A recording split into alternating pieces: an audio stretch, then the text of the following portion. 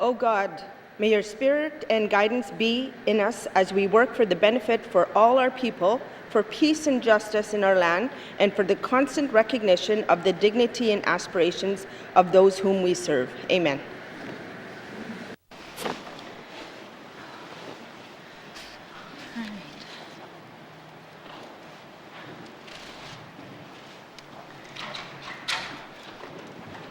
Minister's statements. Minister's statements. Honourable Premier. Madam Speaker, as we pass the midpoint for the 19th Legislative Assembly, it's important to take stock of where we are as a government and the progress we are making in fulfilling the commitments we made in our mandate. At the beginning of this Legislative Assembly, our government tabled the mandate of the Government of the Northwest Territories 2019 to 2023, which established the actions we plan to advance the 22 shared priorities set by this Legislative Assembly. Madam Speaker, despite the ongoing challenges felt here at home and around the world because of the COVID pandemic, our government continues to make progress on our mandate commitments. In fact, we expect to be able to achieve the majority of our commitments within the life of this Legislative Assembly. Later today, I will table our government's second annual status report on the implementation of the mandate.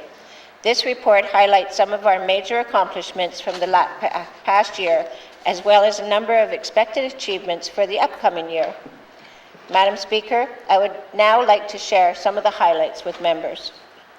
In the past year, our government has continued to build and strengthen our relationships with Indigenous governments through the Intergovernmental Council and by establishing and holding regular meetings with the N.W.T. Council of Leaders and the Modern Treaty and Self-Government Partners Forum.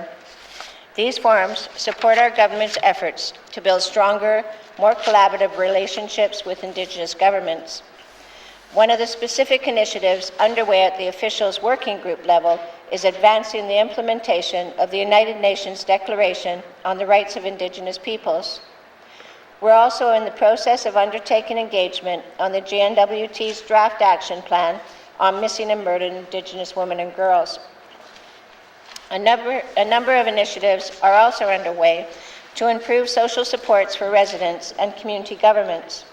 Most notably, our government signed an important funding agreement with Canada late last year to create 300 full-time equivalent affordable childcare spaces by 2026 and support increased affordability for existing spaces for children from birth to age 5. This funding will support the early learning and childcare strategy scheduled to be completed in the near future. Important social programs, including on-the-land healing programs, the Healthy Family Program, increased social housing programs, and increasing housing units, as well as many other programs and services, continue to be expanded.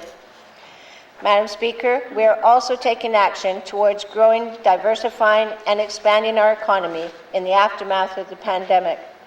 The procurement review was completed last year, and work is underway to develop and implement the policy changes necessary to maximize economic benefits for northern businesses and residents. We've completed major infrastructure projects like the Clecho Highway in the past year, and continue important work to advance others, including the Tolson Hydro Expansion, the Slave Geological Province Corridor, and the Mackenzie Valley Highway. In the past year, we've also secured federal funding for the replacement of the Frank Channel Bridge and the Inuvik Airport runway extension. Madam Speaker, we are also continuing the transformation of Aurora College into a polytechnic university by passing amendments to the Aurora College Act, securing federal funding to support infrastructure planning and the development of enhanced research capacity. We are creating a strong foundation that will benefit northern students, communities, and our economy. With regards to climate change, the N.W.T. Climate Change Council was established this past year, including Indigenous governments and Indigenous organizations, community governments, and other external partners. We've also integrated climate change considerations into our government's decision-making instruments. This coming year will see the release of an updated 2030 Energy Strategy Action Plan to support the continued advancement of a number of projects aimed at reducing emissions, including transmission lines and the N.W.T wind project. Madam Speaker, we recognize that new challenges likely lie ahead as we attempt to recover from the effects of the pandemic and adjust to a new normal, where COVID is endemic in our society. It is therefore critical that we continue working collaboratively with our partners, including Indigenous governments, community governments, federal and interjurisdictional governments, industry, non-governmental organizations, and residents, as well as all members of the Legislative Assembly, to address any new challenges and to continue to advance mandate commitments. Madam Speaker, this represents only a small amount of the hard work our public service has done to deliver programs and services for the residents of the N.W.T.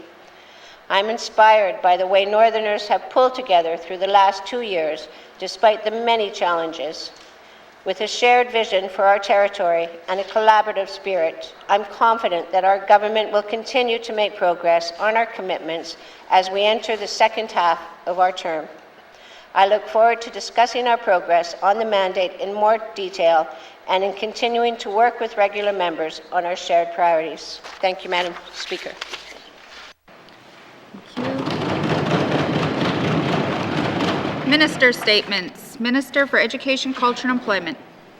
Thank you, Madam Speaker. Madam Speaker, today is Pink Shirt Day, a day when we take a moment to pause and reflect on how we treat one another. Pink Shirt Day began in 2007 in Nova Scotia. After a male student was harassed for wearing a pink shirt, teenagers David Shepard and Travis Price organized an anti-bullying protest in which they handed out pink shirts to the students in their school. 15 years later, Pink Shirt Day has become a global call to action as schools, communities, and workplaces are flooded with pink in solidarity against bullying. This year's national theme continues as Lift Each Other Up. It encourages us to support people embracing their cultures, identities, and true selves by reminding us all to demonstrate greater acceptance, inclusion, and respect for everyone. I'm happy to see so much pink around the House today as we stand together on Pink Shirt Day. We all share the responsibility to ensure our schools and communities are safe spaces, where bullying is prevented wherever possible and addressed quickly when it does occur. Bullying is a complex issue that affects people of all ages in all settings, including schools, workplaces, and online. The effects of bullying can last a lifetime, causing fear, withdrawal, social distress, and severe physical and psychological harm. During these long days, the second winter of the pandemic, we may be challenged at times to find the strength to lift each other up. The impact of COVID-19 on our collective and individual mental health is real. This strain affects students, teachers, parents, families, and community members alike. As we adjust and readjust to the ongoing changes required to ensure our communities and schools are safe spaces. Yet, simple kindness, acceptance, and compassion for ourselves and others can make a real difference to the people around us.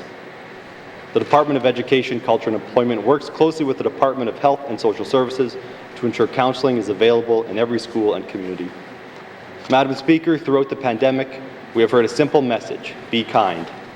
When we see bullying, we need to speak up. And when we are being a bully, we must reflect on our actions and seek out ways to do better. We are all role models, whatever role we play in our communities, and our youth look to us to set an example.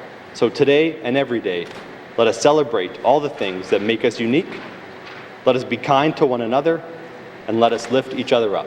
Thank you, Madam Speaker. Minister statements. Minister statements. Member statements. Member for Hay River South.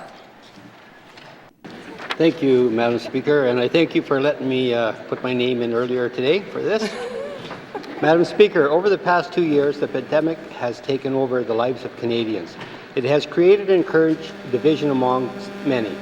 It has successfully torn families apart, pitted friend against friend, promoted animosity within social groups, all this mostly caused by misinformation, imperfect communication, and fear. Madam Speaker, elders are being confined to extended care facilities. Out of fear, Some people are unwilling to leave their homes. Social fractures in the community are causing anxiety and distrust. Not being able to feed one's family due to loss of employment is affecting one's self-worth. Loss of one's business is causing depression. Limited access to acute health care services are costing lives. All of this leading to further anxiety, fear, uncertainty, stress, and sometimes loss of life. Madam Speaker, we may be turning the page on the physical harm caused by the virus, and it is now time to focus on the healing aspect by managing the mental health damage caused by the virus, pandemic lockdowns, and restrictions. Reviewing information on both sides of the debate, my understanding is that there is an unknown when we talk about how the pandemic has impacted one's mental health. We see words being used that include post-traumatic stress disorder, depression, anxiety, stress, irritation, frustration, angry, insomnia, suicide, substance abuse, addictions, guilt, and intimidation, all being indicators associated with mental health.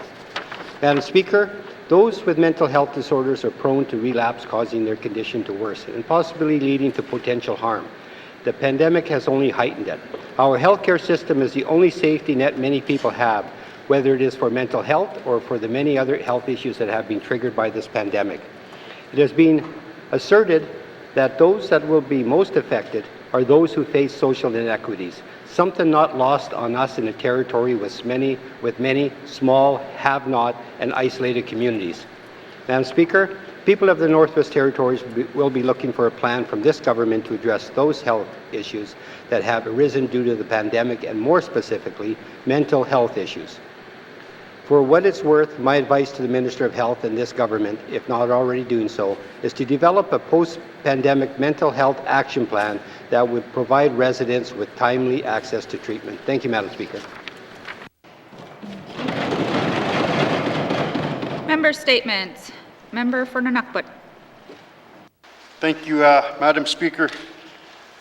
Day one of 20 on budget for N.W.T, Madam Speaker.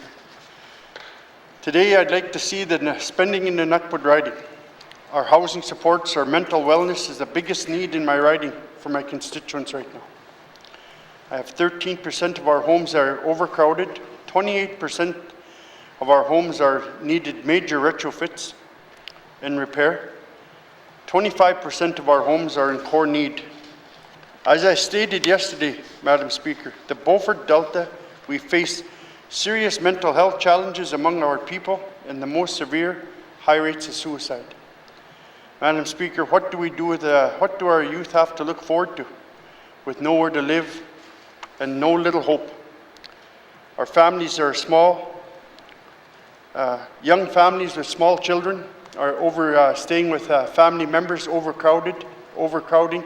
It's really serious, and we need to fix this problem. The N.W.T is going to spend money to address these problems in my riding. When? For 22-23, the N.W.T riding represents less than 5% of the total capital budget. Last year, 5 housing units in my riding were renovated, and this year retrofits are 17 housing units are planned.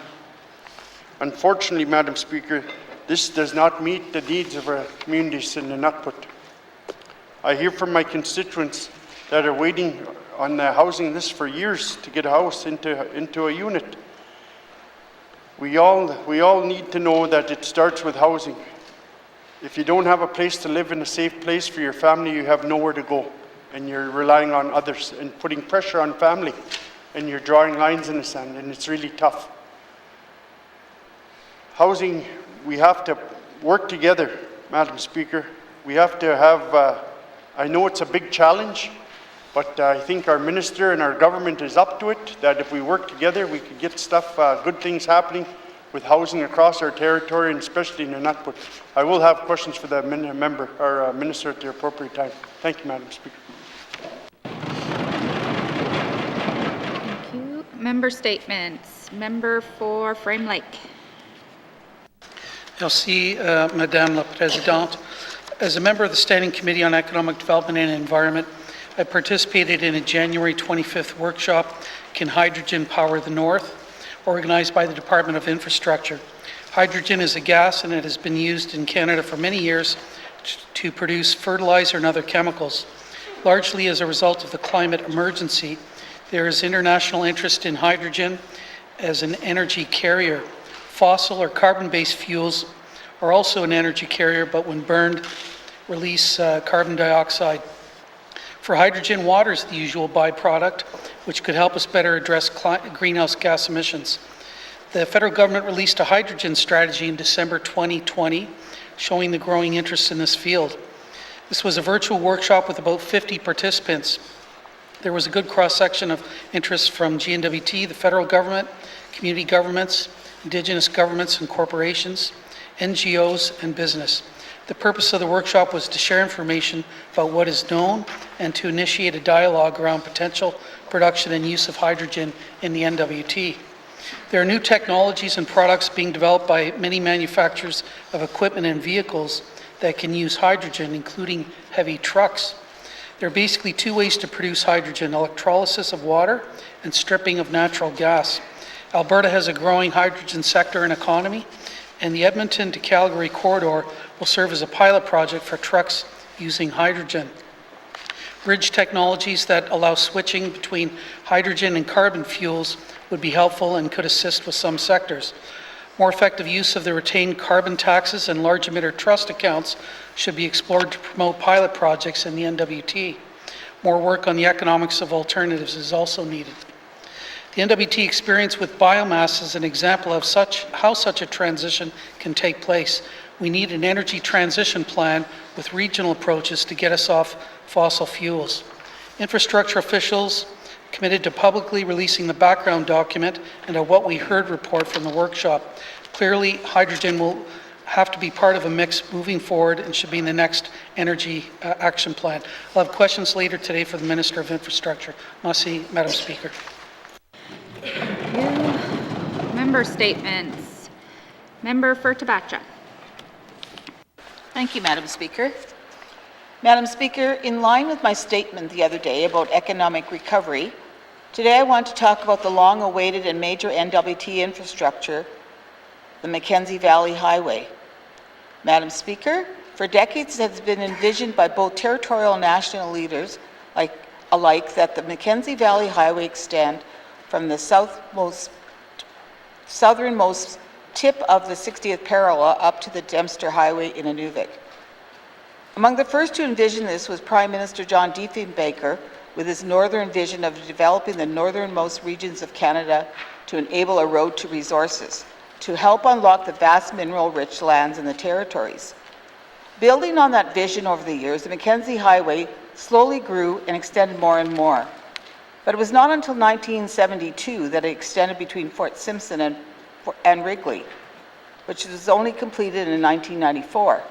Madam Speaker, since that time there has been many engineering, environmental and financial studies on the construction plans for the remainder of the proposed highway. In 2014, however, the government of the Northwest Territories had changed its original plans from the highway by shortening its length by nearly 500 kilometers, only extended from Wrigley to Norman Wells. Moreover, since 2015, this project has been under environmental review by the Mackenzie Valley Environmental Impact Review Board. And to date, this review is still ongoing. Additionally, according to the Department of Infrastructure's website, since 2015, 40 of the 42 bridges have been built, along with 2 access roads along the Mackenzie Highway's route. Madam Speaker, even though I do not reside in or nor am I from any of the communities along this highway's route, as an N.W.T resident and leader, I consider this project a high priority for the N.W.T economy. In fact, as everyone in this House knows, this project is a priority for the 19th Assembly to pursue. Despite that fact, however, I'm beginning to be slightly concerned by the lack of progress I've heard on this project's progression during the life of this Assembly. I don't believe I heard one update from our Infrastructure Minister or Premier on the status of the Mackenzie Valley project. Madam Speaker, I seek unanimous consent to conclude my statement. Thank you. The member seeking unanimous consent to complete her statement. Any nays? There are no nays. You may complete your statement.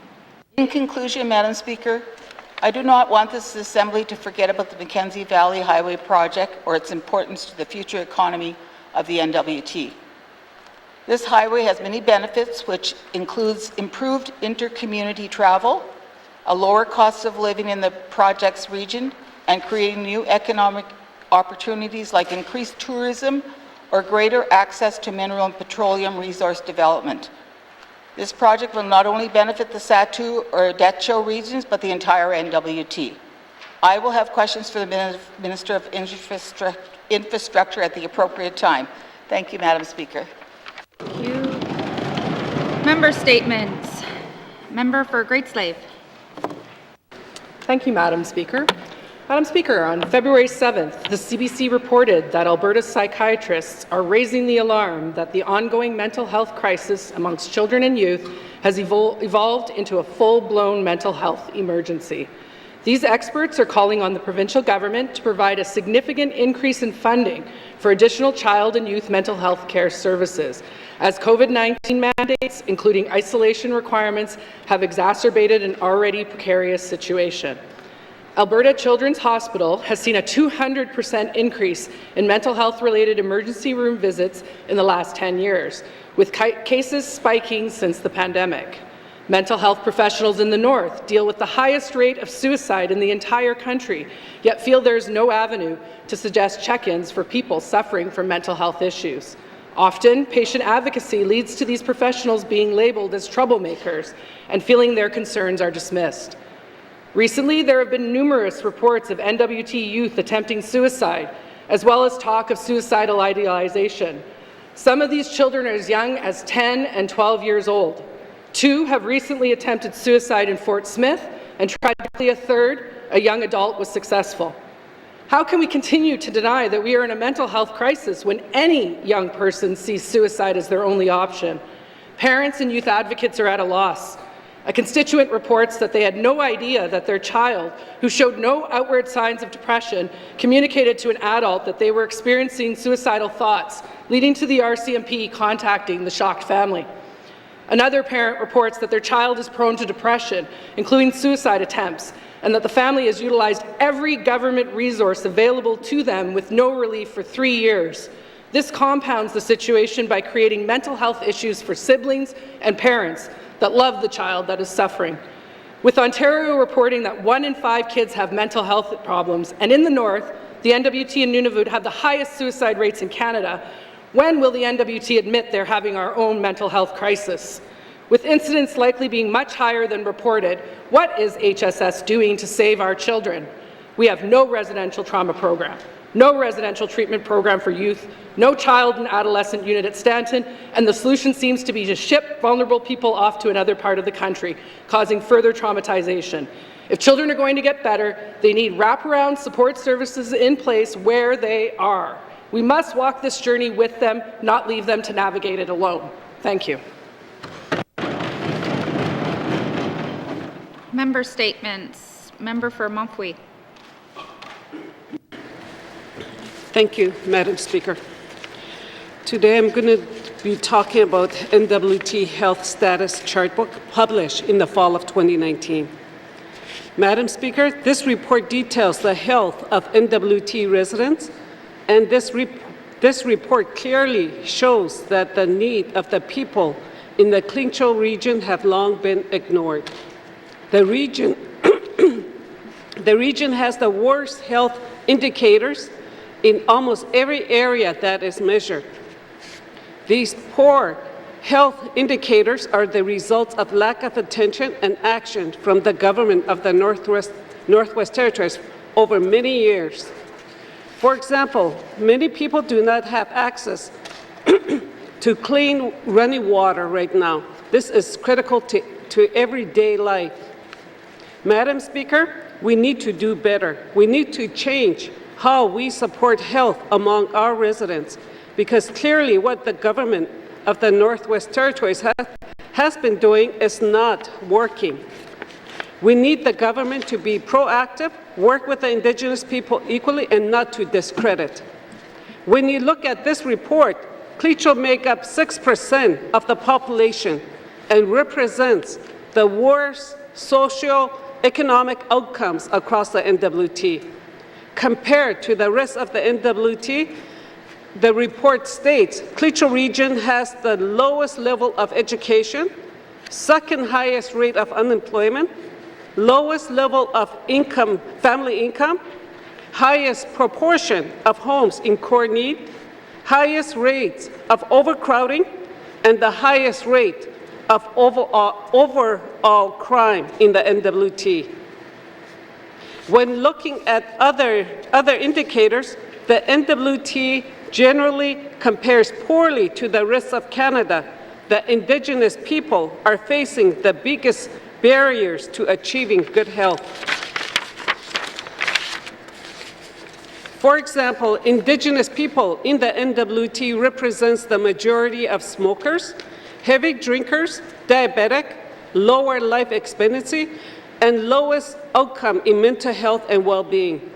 This is the result of many years of having lack of access to health and social services, care that does not respond to the needs of Klitschko and other Indigenous groups, and racism in the system.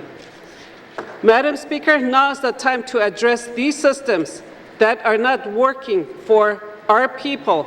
We need a new approach. We need to step back and reevaluate how to create health in Klitschko region and other regions in the Northwest Territories. We need health solutions led by the people in the region, I will have question for the Minister of Health and Social Services at appropriate time. Thank you.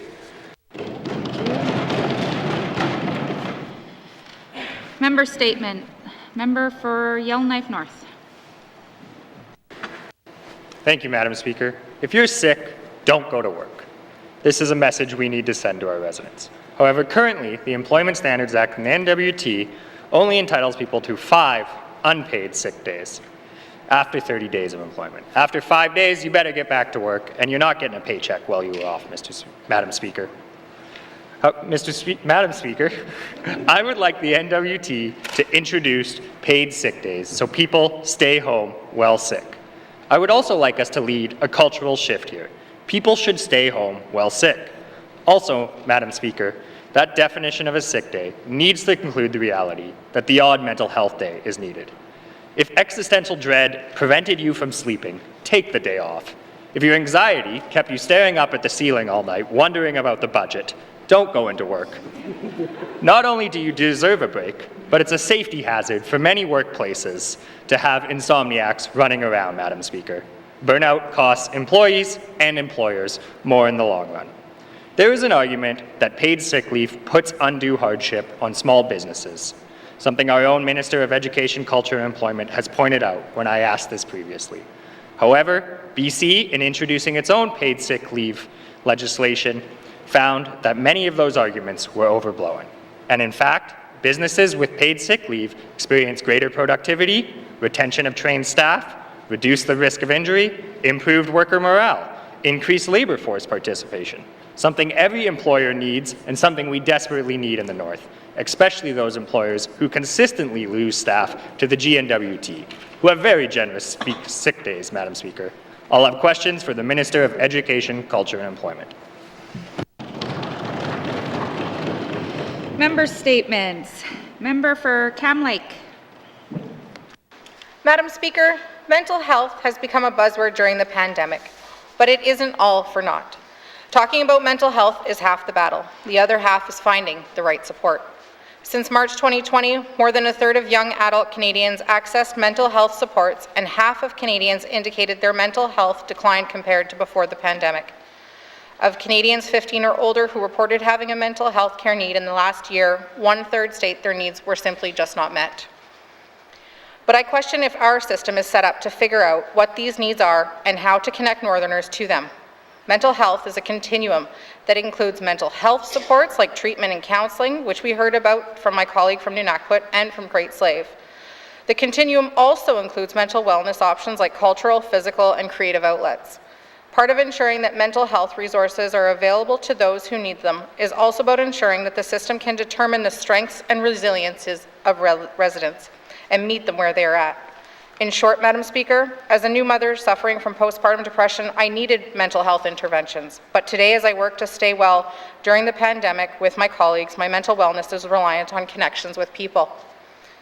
The language of mental health matters. To start using the same language, we need to keep dismantling the stigma and talking about what mental health and mental wellness really means to our communities. The economic burden of mental illness in Canada is about $51 billion a year. In any given week, at least 500,000 employed Canadians are unable to work due to mental health problems. This means that every dollar we invest in and make accessible to Northerners through NGOs, recreation, hunting and trapping, language and cultural programs contribute to our mental wellness continuum. We need to solidify their place in community wellness through accessible, stable, multi-year funding. The N.W.T needs a system capable of meeting a person where they are at in their wellness journey and not trying to figure out how to fit the person into a government system reliant on not enough professionals. We need a broad system of care that values the contributions of lived experience as well as master's degrees and supports equitable, clear access to this system. Madam Speaker, we cannot let mental health conversations become a whisper as restrictions ease. Let's turn up the volume, peel away the stigma, and broaden the conversation. Thank you. Member statements. Member for Deschaux. Merci, Madam Speaker. Madam Speaker, this eulogy is to commemorate the life of the late Evelyn Krutko. Evelyn was born and raised in Fort McPherson to her parents, Mike and Effie Krutko, who had both passed on several years ago. Evelyn has 4 older sisters, Patsy, Shirley, Joan, Edna, and 2 living brothers, David and Bruce. One brother, Gordy, had passed away at a young age. Evelyn attended Lethbridge College School of Applied Arts and Science, taking Renewable Resource Management, of which she graduated in 1979. She worked for the N.W.T Department of Renewable Resources as a renewable resource officer up in Nunavik, where she met her future husband, Al Rock. Upon the opening of the Mackenzie Bison Sanctuary near Fort Providence, the department opened a wildlife office in the community, and Evelyn was hired as a renewable resource officer to run the office. Evelyn, along with her husband Al and 2 very young children, Elena and Mike, moved to Fort Providence in 1984. They were welcomed and embraced by the whole community. Evelyn was a wildlife officer in a male-dominated profession at the time. ENR has confirmed that she was a trailblazer for women in this field. The hunters and trappers watched her every move to see if she would falter. Evelyn did her job with keen interest and was not afraid to tackle the coldest temperatures in order to do her job. She was spending nights and days out on the land, including at Horn Plateau, on caribou hunts, and ventured out into the bison sanctuary. Evelyn gained the respect of the hunters and trappers for what she could do, and she bought many furs from them on behalf of the department. Evelyn retired from the department in 2011 after serving 32 years in ENR. Evelyn also became a second mother to many of the young hockey players that she and her husband Al gathered up to start minor hockey in Fort Providence. It was fitting as their son Mike was at the age to play hockey. Kyle was very young and took up hockey when he was of age. Evelyn organized fundraisers and tournaments with the help of the parents of the players. They proved to be very successful as a young team, which later became a winning adult team, the Providence Bulls. Their family has bragging rights to fame in the name of Jordan Tutu. Jordan was picked up at the Pee-wee age to play with Fort Providence and lived with Al, Evelyn, and their family, and played hockey in Fort Providence. Jordan was from Rankin Inlet in Nunavut. Eventually, the team entered and played at the Alberta Native Provincial Championships in Edmonton about 1996-97. And this was where Jordan was scouted and picked up by the Western Hockey League's Brandon Wheat Kings. And the rest was history in the making. Evelyn was very much part of our community, having served several terms as a Hamlet councillor and was still a sitting councillor at the time of her passing. She also served on the local Friendship Center board for numerous years in the Native Women's Associations. She also volunteered her services to many functions and events, especially her service to the elders of our community. Evelyn is deeply missed by our community, by the community of Fort McPherson, the many friends and family she leaves behind. To her husband, Al, children, Elena, Mike, Kyle, and her 4 grandchildren, Phoenix, Avery, Finley, Merrick, your wife, your mom, your grandmother, has left for the spirit world and has been accepted by the Creator. As the Dena elders will say, she is now on the happy hunting grounds and with our ancestors. We extend our sincerest, heartfelt condolences to the family of Evelyn Kruko Masi.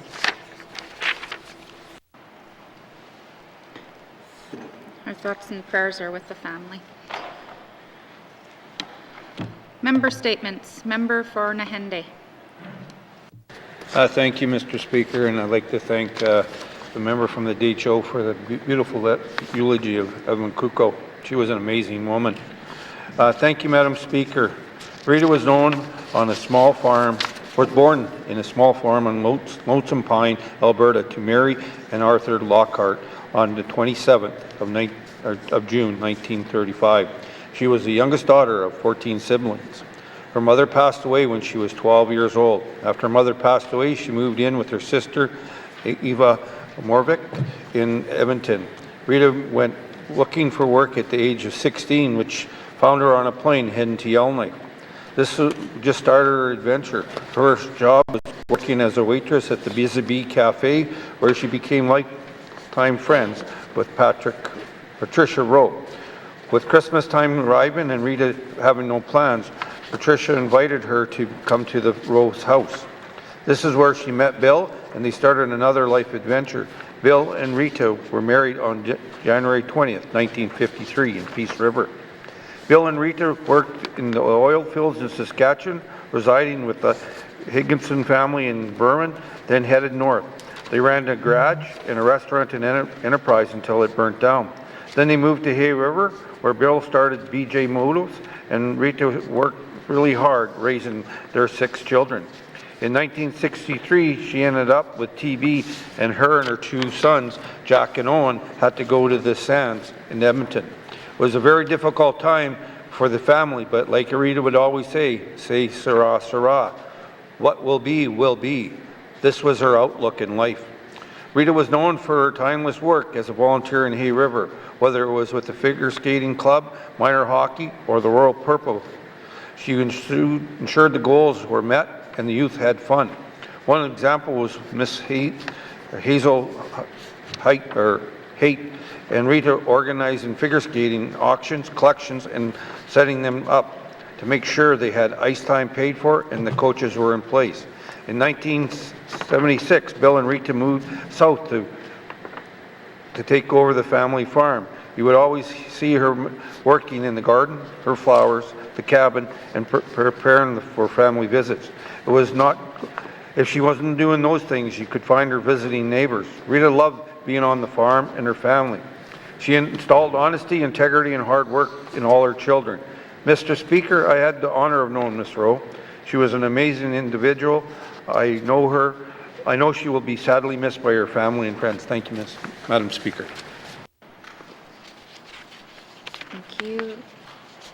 Our thoughts and prayers are with the family. Member statements. Member statements. Returns to oral questions. Returns to oral questions. Recognition of visitors in the gallery. Recognitions of visitors in the gallery. Replies to budget address, day 2 of 7. Replies to budget address. Acknowledgements. Acknowledgements. Oral questions. Member for Frame Lake. Merci, Madame la Présidente. My question is for the Minister of Infrastructure. on hydrogen as a power source for the N.W.T. I participated in a useful workshop where officials recently staged regarding this topic. I'd like to know from the Minister what role hydrogen will play in a new energy strategy and action plan for the Northwest Territories. Merci, Madam Speaker. Thank you. Minister of Infrastructure. Kuyinaini Ikakti. I'm pleased to inform the House that will work to develop a new 3-year energy strategy is already underway. We recently started our public and stakeholder engagement, which will inform the development of a renewed plan. Hydrogen is certainly an exciting new opportunity that we are watching closely with much interest.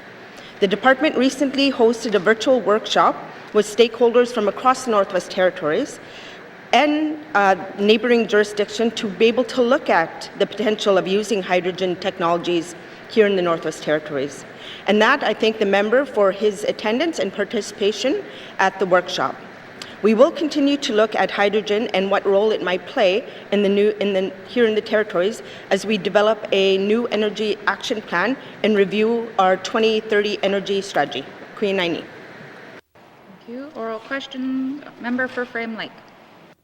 Merci, Madame la Présidente. I want to thank the Minister for her excitement over the workshop. We heard that a regional approach is needed for the required energy transition to get us off fossil fuels. For example, trucking and shipping is a big part of the economy for northern regions, while surplus hydro is found in the south. Can the Minister tell us how the new energy action plan will recognize and embrace our regional needs here in the Northwest Territories? Merci, Madam Speaker. Thank you. Minister of Infrastructure. Kuyinaini Akakti. Embracing regional needs is very important to everything we do for energy, as every region and indeed every community has different needs and opportunities. The 2030 energy strategy is constructed in a way that we take regional needs into account in all of our decisions. This will be reflected in the three-year action plan. As we move forward, we continue to work to ensure that we meet regional and community needs, as there's never always a one-size-fits-all solution for energy across our unique communities. Kuyinaini. Thank you. Member for Frame Lake. Merci, Madame la Présidente. I want to thank the Minister for that. We do have a few tools that we can use to encourage the energy transition, including the yet-to-be-tapped large emitter trust accounts and their ridiculously restrictive policy. No changes have been made to the policy to access these funds, despite assurances from our Minister of Finance. Can this Minister, though, tell us what incentives and regulatory changes will be made in the new energy action plan to ensure a transition away from fossil fuels? Merci, Madam Speaker. Thank you. Minister of Infrastructure. Kuyinaini Ikakti.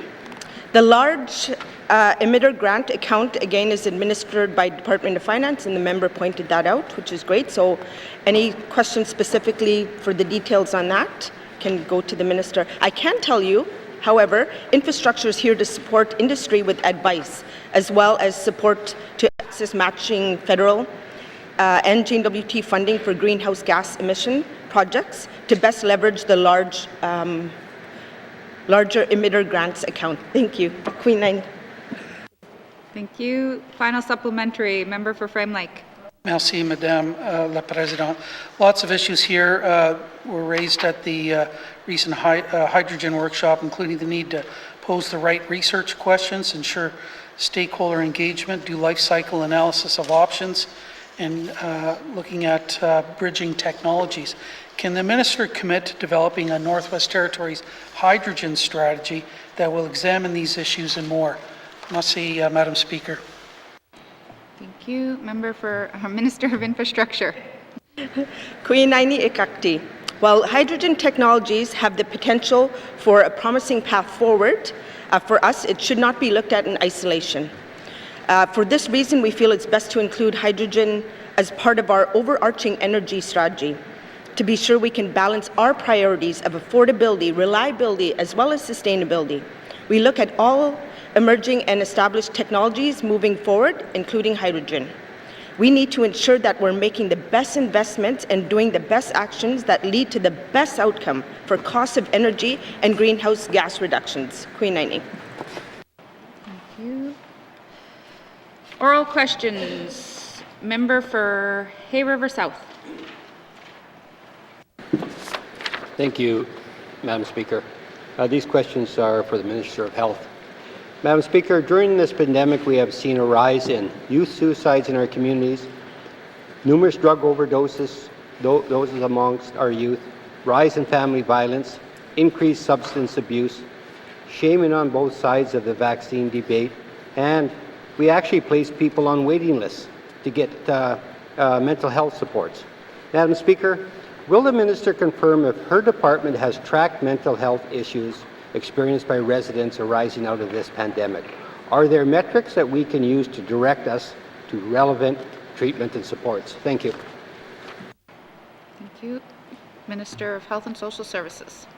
Thank you, Madam Speaker, and I appreciate the question from the member. There's no question that the pandemic has been a very stressful time. It's produced a lot of anxiety, a lot of depression, and people are reaching out for services. We have, since the beginning of the pandemic, been tracking social indicators and publishing them on our website. They are examined quarterly. And what we see is that, that the use of our programs has varied over time. It was lower at the start of the pandemic and greater now. And it depends on the particular service that we're talking about. But when it comes to the community counseling program, there is no wait list.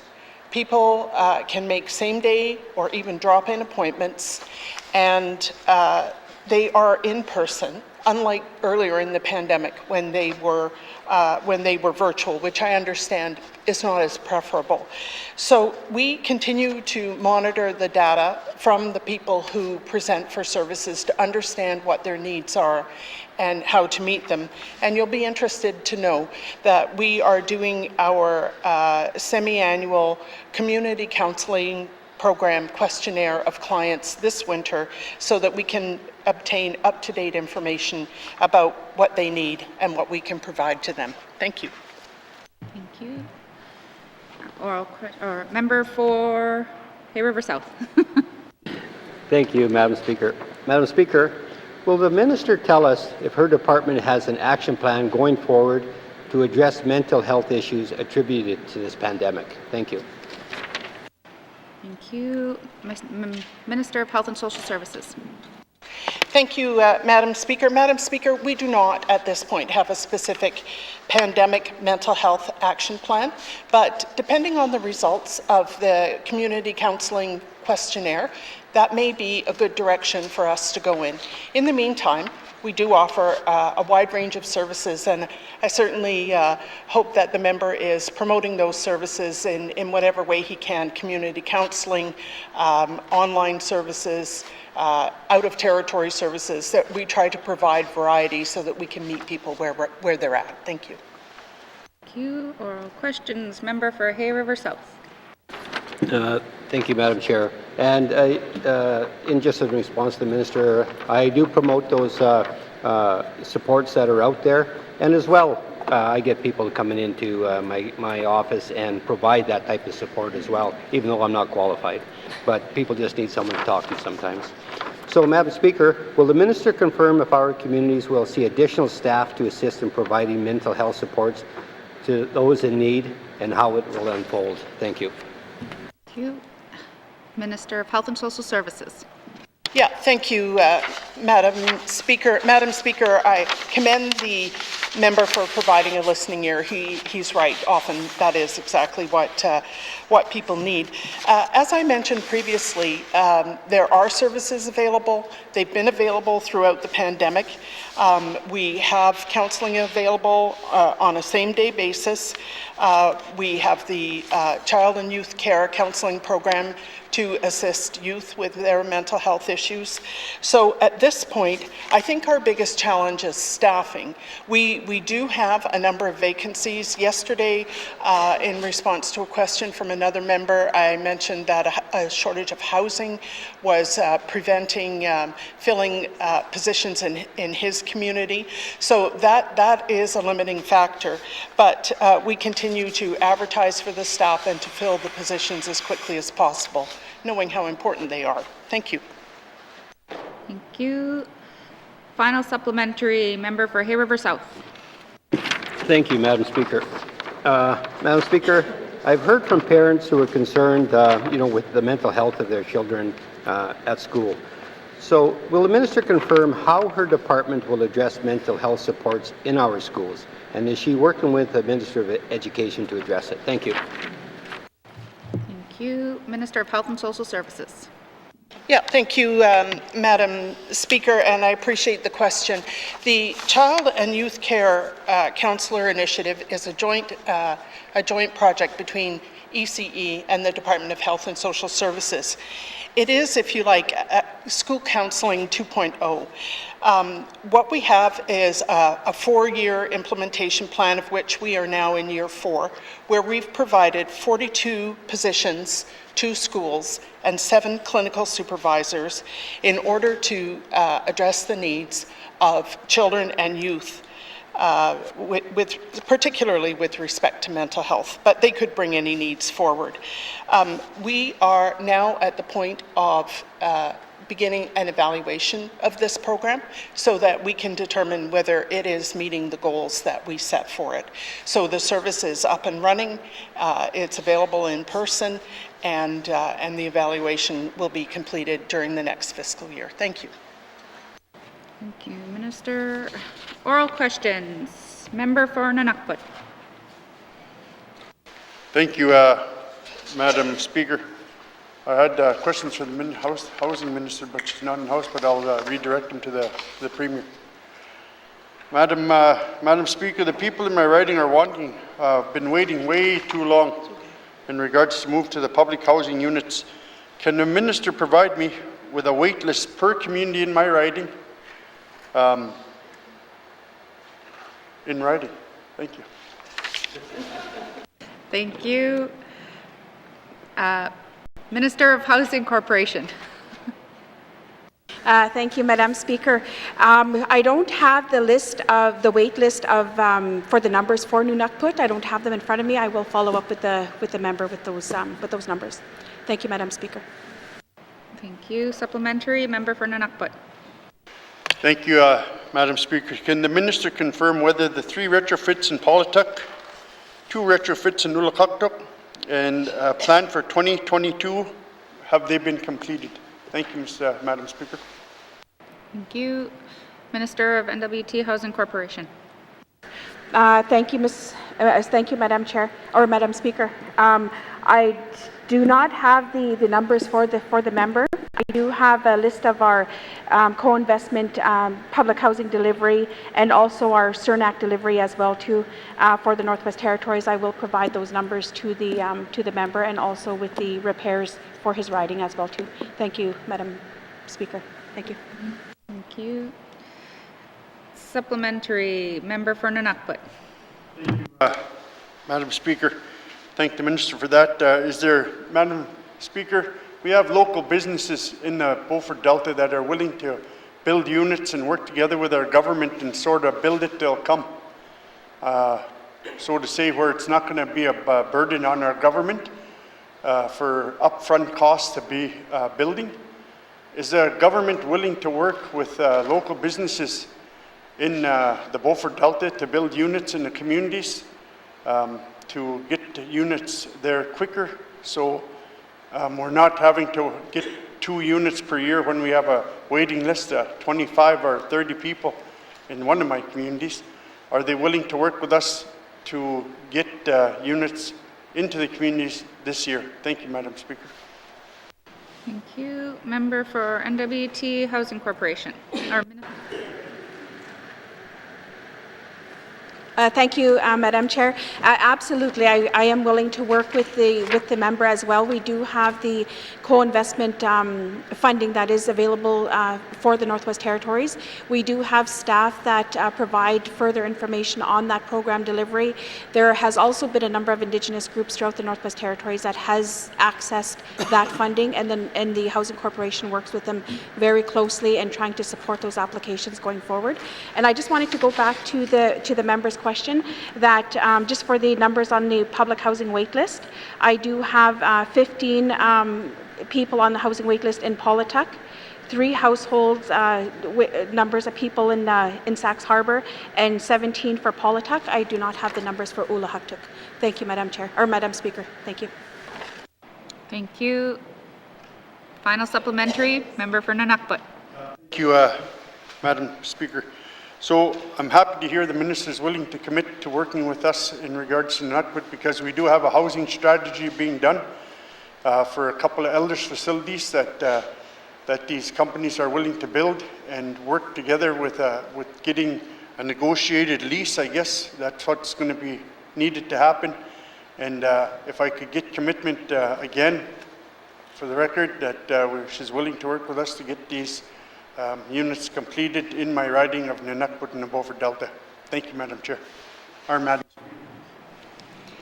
Thank you. Minister for N.W.T Housing Corporation. Thank you, Madam Speaker. I'm very encouraged to be working with all Indigenous groups throughout the Northwest Territories, and if they're coming up with wanting to pursue partnership or finding additional and unique housing solutions, I am committed to be working with that member and with those Indigenous groups as well too. Thank you, Madam Speaker. Merci. Thank you. Oral questions. Member for Tabacha. Thank you, Madam Speaker. Madam Speaker, can the Minister of Infrastructure provide us an update on the status of the Mackenzie Valley Highway project? Thank you, Madam Speaker. Thank you. Minister of Infrastructure. Kuinaini Ikakti, the Mackenzie Valley Highway project is currently undergoing an environmental assessment by the Mackenzie Valley Environmental Review Board. The next major milestone in the submission of our comprehensive developer's assessment report.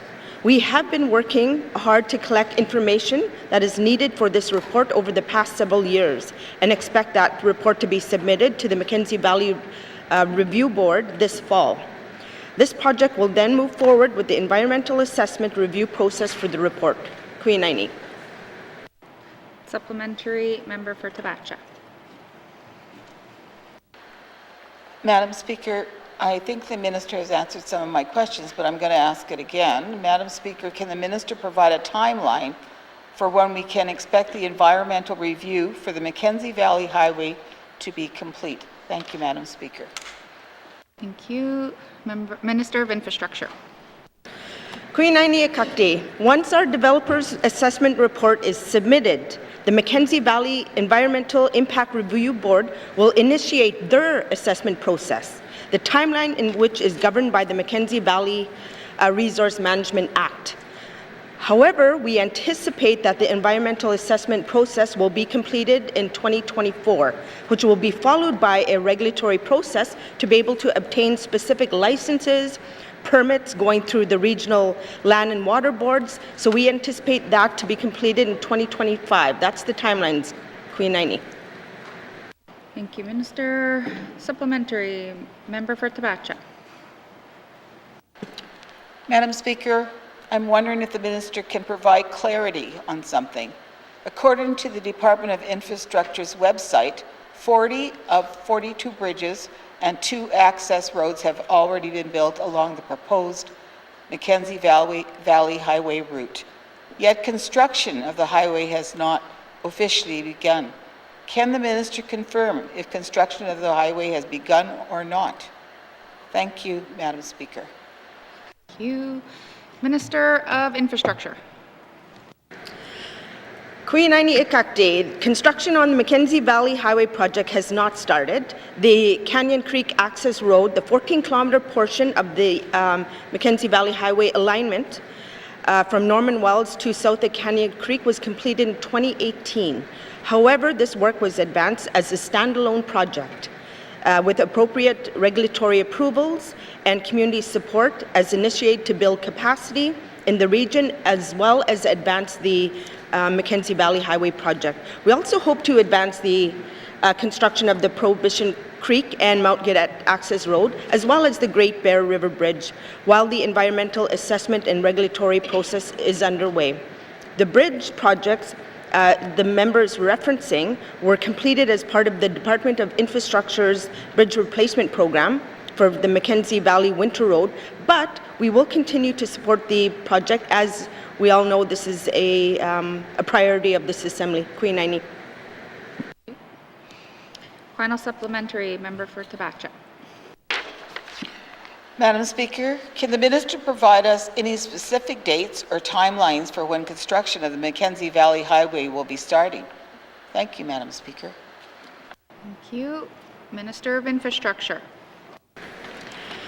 Queen Aini Ikakti, once again, the environmental assessment process is completed. When it's completed, the regulatory authorizations received, the N.W.T will need to make a final construction decision on the project. Construction of the project will require significant federal finance support to proceed, and I've identified this to my federal counterparts as well.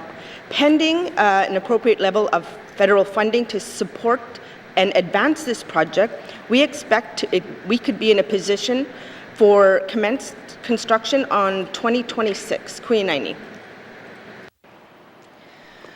Oral questions. Member for Great Slave. Thank you, Madam Speaker. Madam Speaker, my questions are for the Minister of Health and Social Services.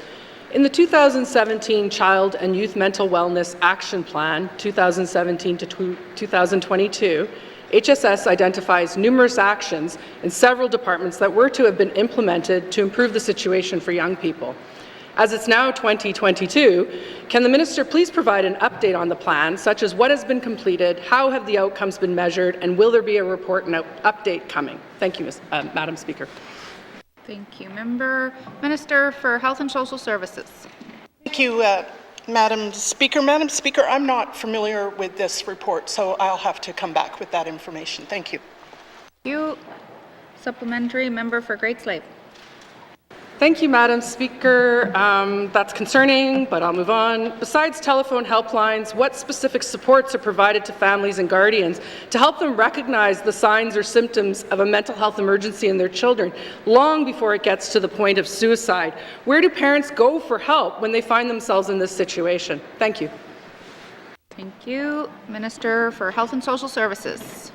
Yeah, thank you. I appreciate the member shining a light on this area. It's obviously every parent's worst nightmare is to fear that their child has suicidal thoughts or has attempted or completed a suicide. I appreciate her shining a light on that. I think that it's very important to do that. We have, of course, the community counseling program that's available to individuals or people could attend in families. We also have a specific app. Of course, that depends on having the right tools and the connectivity, but it's called the Strongest Family Institute, and it is specifically geared to helping parents with challenges that they face. The Child and Youth Care Counseling Program, which I spoke about in response to another question, is one that is also available to families where they can attend together to talk about the issues that they face. So there are services that are in place and available immediately to families in need who are facing challenges. Thank you. Thank you. Supplementary, member for Great Slave. Thank you, Madam Speaker. That's good to know that the families can also access the youth counselors. It's not just for children. My next question is, does the Department of Health record statistics for children on overdose, suicide attempts, mental health assistance, medevacs, etc.? If Ontario can provide us with the statistics that 1 in 5 children are having mental health problems, where are those statistics for the N.W.T? How many children are in our mental health system, and how is their progress tracked and recorded? Thank you. Thank you. Minister for Health and Social Services. Yeah, thank you. I'll return with that information. Thank you. Thank you. Final supplementary, member for Great Slave. Thank you, Madam Speaker. Madam Speaker, will the minister finally admit that we are in a mental health crisis here in the Northwest Territories after 2 years of this pandemic? Thank you. Thank you. Minister of Health and Social Services. Thank you, Madam Speaker. Madam Speaker, I recognize that the pandemic has been incredibly stressful for almost everyone. It has produced a lot of anxiety, depression, loneliness, especially for people who live on their own, like elders. And we have provided services throughout. The demand for services is uneven. At this point, we are able to keep up with the demand for services, and so I feel confident that that we're not facing anything that we can't deal with. Thank you. Thank you. Oral questions. Member for Decho.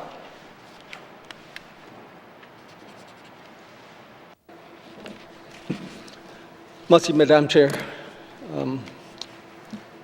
Madam Speaker. Madam Speaker, the Finance Minister presented Budget 2022 to 2023, in which he stated that making flashy announcements and hoping new money would solve long-standing problems. And it goes on to state that the goal is to influence the path for the next 5 to 10 years. And that's where it's concerning, and it actually got me off my seat. Because there's a real issue that we see that's not being addressed, because what I don't see in bold and funding is towards the Indigenous recruitment and training and retention. This is important, as the Minister is stating that this path is already being set for 5 to 10 years, and we're not really addressing this. This has been an ongoing problem. Can the Minister address this long-standing issue? Merci. Thank you. Minister responsible for Finance. Thank you, Madam Speaker. Madam Speaker, I am more than happy to address this. We've done actually, in some ways, actually, this is exactly the kind of thing I was speaking to. We do want to be influencing where we are in 5 to 10 years, and that does mean we need to be taking action today for Indigenous recruitment and retention. That is why we've moved forward on the Indigenous recruitment and retention framework. That was released earlier, or I guess a few months ago now. We've had an opportunity to speak to committee about that and have a public review of that alongside committee, and I was grateful for the feedback that we got at that opportunity. We're also continuing to put forward an N.W.T Human Resources plan, so that this is, really that the approach that we're taking to Indigenous recruitment and retention is one that is built into that plan and built into everything we do in the Department of Finance and with our human resources. So,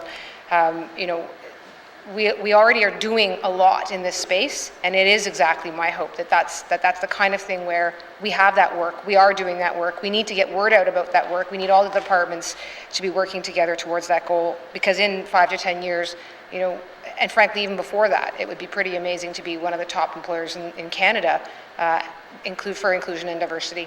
Thank you, Madam Speaker. Thank you. Supplementary, member for Decho. Merci, Madam Speaker, and merci to the Minister for that. Since the start of the 19th Assembly, many of us on this side of the floor have made the issue of Indigenous hiring and a review for the affirmative action policy. I think the policy's goal was 50 or 51%. We're at 30-something percent, and I think it dropped down to 29. So we're not even meeting our targets, and this government's been here this is the 19th Assembly. We're not putting our mouth where we should be putting the action. I'm not seeing it in any of the budgets that this issue is highlighted and budgeted for, and that's a concern. We've always spoken about the geography of the Northwest Territories as the makeup is predominantly Indigenous and Inuit and Métis. And we're always fighting that losing battle. We're always battling the governments here. Government is fighting back with our people forever. And that's a big concern to us as Indigenous people and Indigenous leaders. I highlighted the fact that I was an employee and had been interested in a program to advance myself, the Associate Director program. I no longer see it anywhere in the government website, so it's been wiped out. That would have gave me an initiative, a chance to work with an existing director, job shadowing, and that director was leaving. I never got nothing. I never got nowhere. My managers, dismissed me. So I've experienced that. And that's the type of training we want to see back on the books. This job shadowing, on-the-job training. This gives us a chance at these positions. We don't need, high degrees to be able to figure out what's just common sense within the workplace. And we need this government to start listening to us as Indigenous people. I'd like to hear the views of the Minister on that, and I won't have any further questions, Madam Speaker. Merci. Thank you. Minister of Finance. Thank you, Madam Speaker. Madam Speaker, I can't speak to the member's personal or specific circumstances, but there's a continual renewal of the kinds of programs and policies that are available. The Indigenous Recruitment and Retention Framework brings it under one umbrella and puts targets on departments and puts an onus on senior management as part of their performance plans that they have to deliver on this. So we're taking those things seriously because it doesn't need dollars. It needs people to buy in and to understand the importance. It needs people to actually, at the leadership level and at this level, amongst ministers and among deputies, to be in a position to say that this is something that we as a government value, that it's something that we are going to advance. And that's not about the dollars, that's about getting it done. Every department has staffing dollars. Every department already has compensation and benefits associated to it. When we spend those dollars on our compensation and benefits for public servants, we want every public servant to feel included, every public servant to be reflected, and to know that they have a future in the government of the Northwest Territories. So while the programs might change their names, we do have still the Indigenous Career Gateway program. This is an opportunity to connect young people into the public service. We have the Regional Recruitment Program, similarly, to identify openings that are recurring and to find folks in their communities who can fill those positions. And if they do, there's the building capacity within, the Indigenous Management and Development Training Program to help folks who need a bit of a step up to make their career. And one of the newer ones, Madam Speaker, that I think is really exciting, building capacity with Indigenous Governments Program. This is an opportunity to have secondments between Indigenous governments, Indigenous organizations, and the government of the Northwest Territories so that we are truly all reflective of one another, that we better understand one another. So I'm glad that we keep raising the issue. I don't want to not have the chance to talk about this as I have been for the last couple of years, because there is a lot happening and we're at a really critical point. The framework is in place now, those measurements are in place now, and we do need to be paying attention to seeing as they come to fruition. Thank you, Madam Speaker. Thank you. Minister, oral questions. Member for Yellowknife North.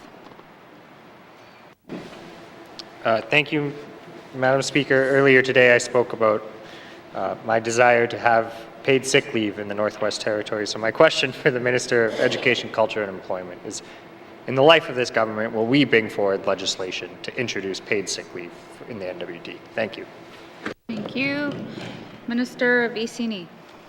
Thank you, Mr. Speaker. I don't know, maybe. The member raises some very valid points.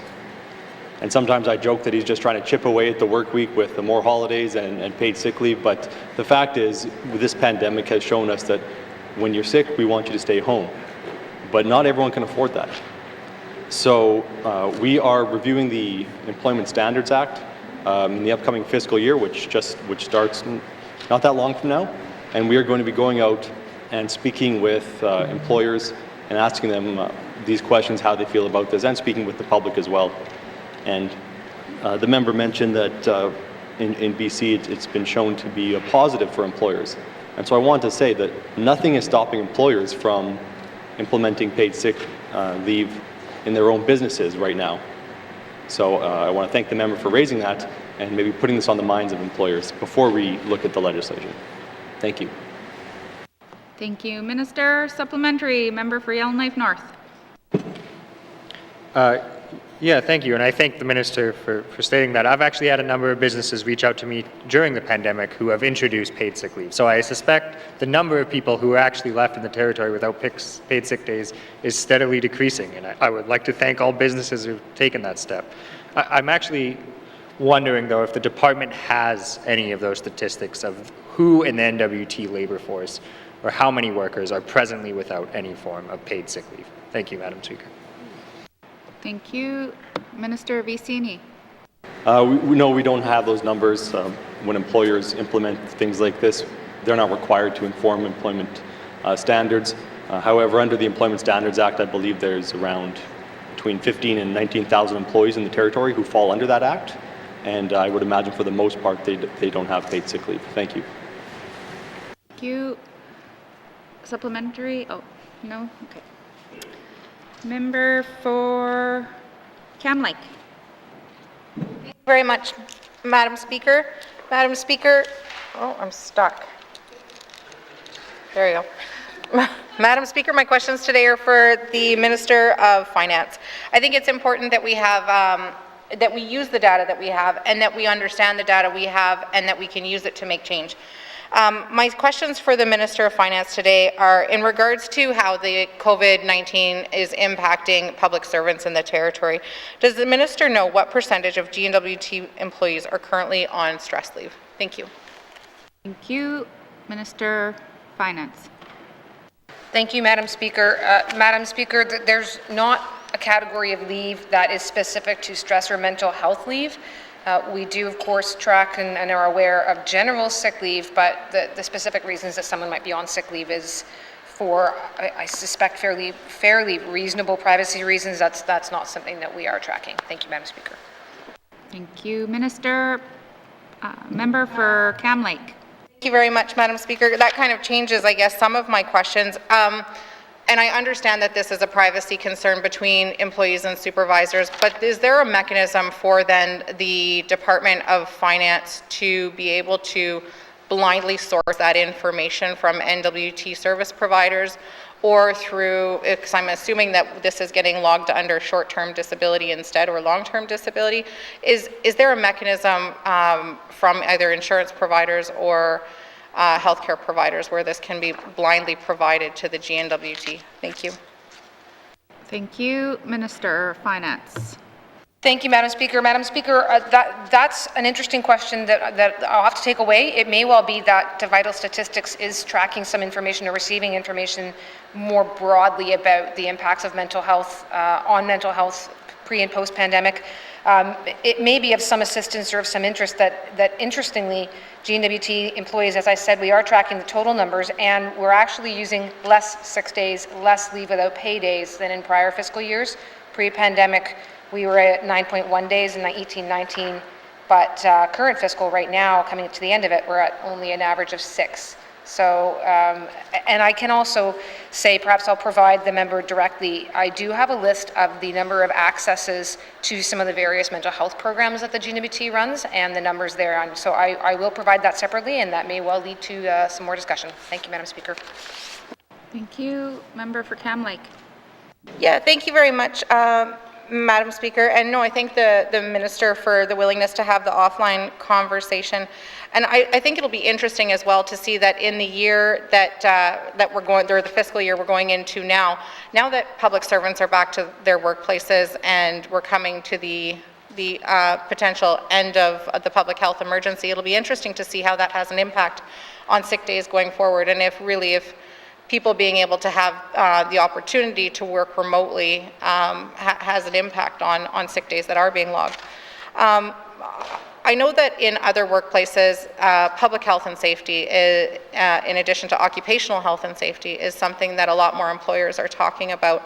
And so I'm wondering if this is a conversation that's currently occurring within the Department of Finance, within the responsibility of an employer to monitor, support the psychological health and safety, especially coming out of a pandemic, of their workers and the public servants in the territory. Thank you. Thank you. Minister of Finance. Thank you, Madam Speaker. Madam Speaker, I'm conscious of time on this one, I have to admit. Yes, I'm struggling with where to start. So we have quite a number of programs that we do provide to employees, some that were introduced as additional items in the course of the COVID-19 pandemic. I think really though, Madam Speaker, this is a much bigger issue. I can say that I had inquired with the department and the conversation around morale, which is related perhaps in part, though certainly doesn't encompass everything that I know is specific to mental health, but about that wellness of employees, the wellness of public servants, the impact of being asked to do more through a pandemic when they were suffering themselves at home and working through conditions that were not normal. So I know that the Department of Finance is right now taking on the effort to bring that into our human resources plan, looking at some initiatives around new training that can help to better identify that wellness, that psychological wellness in a workplace. There's literally work out right now to try and see what we can bring in that regard. So short answer is yes, the conversations are occurring, and I am hopeful that I'll be able to report back to this House some more information about what that's going to look like for the future of the public service. Thank you, Madam Chair. Speaker. Thank you, Minister. Final supplementary, member for Cam Lake. Thank you, Madam Speaker. Can you put me back on the list for an additional minister? Thank you. Thank you. Oral questions, member for Trinidad-Willowday. Thank you, Madam Speaker. I got a question for the Finance Minister. I was just reviewing your 2022-23 budget, and in the budget it talks about grants from Canada. And I'd like to ask the Minister if she's able to maybe talk about the grants from Canada and perhaps break it down further, because I'd like to know how the money's coming in and how is it broken down. Thank you. Thank you, member. Minister of Finance. Thank you, Madam Speaker. Madam Speaker, there's different types of grants that we get from the Government of Canada. I mean, it's obviously a pretty excellent question here for budget session and being day 2 of having just received our the budget speech. So I'm trying desperately to find my summary of revenues, Madam Speaker. I have it in front of me now. So biggest grant we get from Canada, the territorial formula financing, that is really the backbone of what forms our budget. But there's others in there that I think perhaps don't always get the same attention and may be less well understood. There is, of course, also the social health transfer. That involves a lot of the social programs over in ECE and health. And there's other health programs, the THIF transfer, that also helps support a lot of what happens over in the Department of Health. But Madam Speaker, then there's also all the infrastructure contributions. So when we get infrastructure contributions, that too comes into the revenues that we are seeing here in the operations budget. And that then goes to help pay some of the infrastructure projects we have on the go. And then there's no doubt many other smaller projects that come in as grants and supports from the federal government. So that's my 2-second breakdown, and I'll be happy to talk about that more. Thank you, Madam Speaker. Thank you. Minister, supplementary, member for Trinidad-Willowday. Thank you, Madam Speaker. Can the Minister also explain as the grants contribution comes in and it's broken down, you normally would have to do a reporting on those grants or contributions back to Government Canada. When that happens, and we go ahead and spend the monies here in the Northwest Territories, we also put policies in place when we try to help our people in our communities.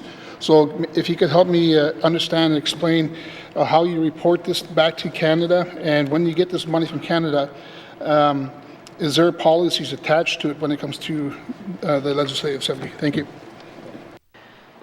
Thank you. Minister of Finance. Thank you, Madam Speaker. And Madam Speaker, so individual departments, of course, will have the reporting obligations to their counterparts in the federal government. And As we go through the review department by department, starting I think later today, we'll have, I would certainly encourage everyone in the House to engage exactly in that dialogue of, what is it that we have to report back to the federal government on, what is perhaps the nature of that reporting, and, always open to having a conversation about whether we are providing enough information that is available publicly, but also, what is the kind of relationship we have with the federal government as will be reflected in the dollars that come in. Thank you, Madam Speaker. Thank you. Supplementary, member for Trinidad-Willowday. Thank you, Madam Speaker. Thank you for that response. I was reviewing the budget for our riding, for the Trinidad-Willowday riding, and this year, our allocation for this year is about $3.4 million. Madam Speaker, I guess I'm concerned about that number when we really need help in our communities, whether it be internet services, which is really slow in Toots-Kay, dust-free roads in the community of Toots-Kay. That's just to name a few. Then now I'm hearing that we need to improve the winter road and barging season so we can provide essential services in the community of Toots-Kay. So I don't know how consultations taking place with communities, and how did we arrive at these numbers? Thank you. Thank you. Minister of Finance.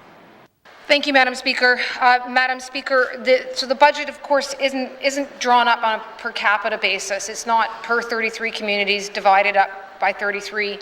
There are occasions, for example, with MACA's budget, where, of course, members may want to ask about the specific dollars that go into a community. But for most departments, a lot of what happens is territory-wide. So, for example, education or health is delivering services that may be regional. They may be delivering services that are, done in a headquarters.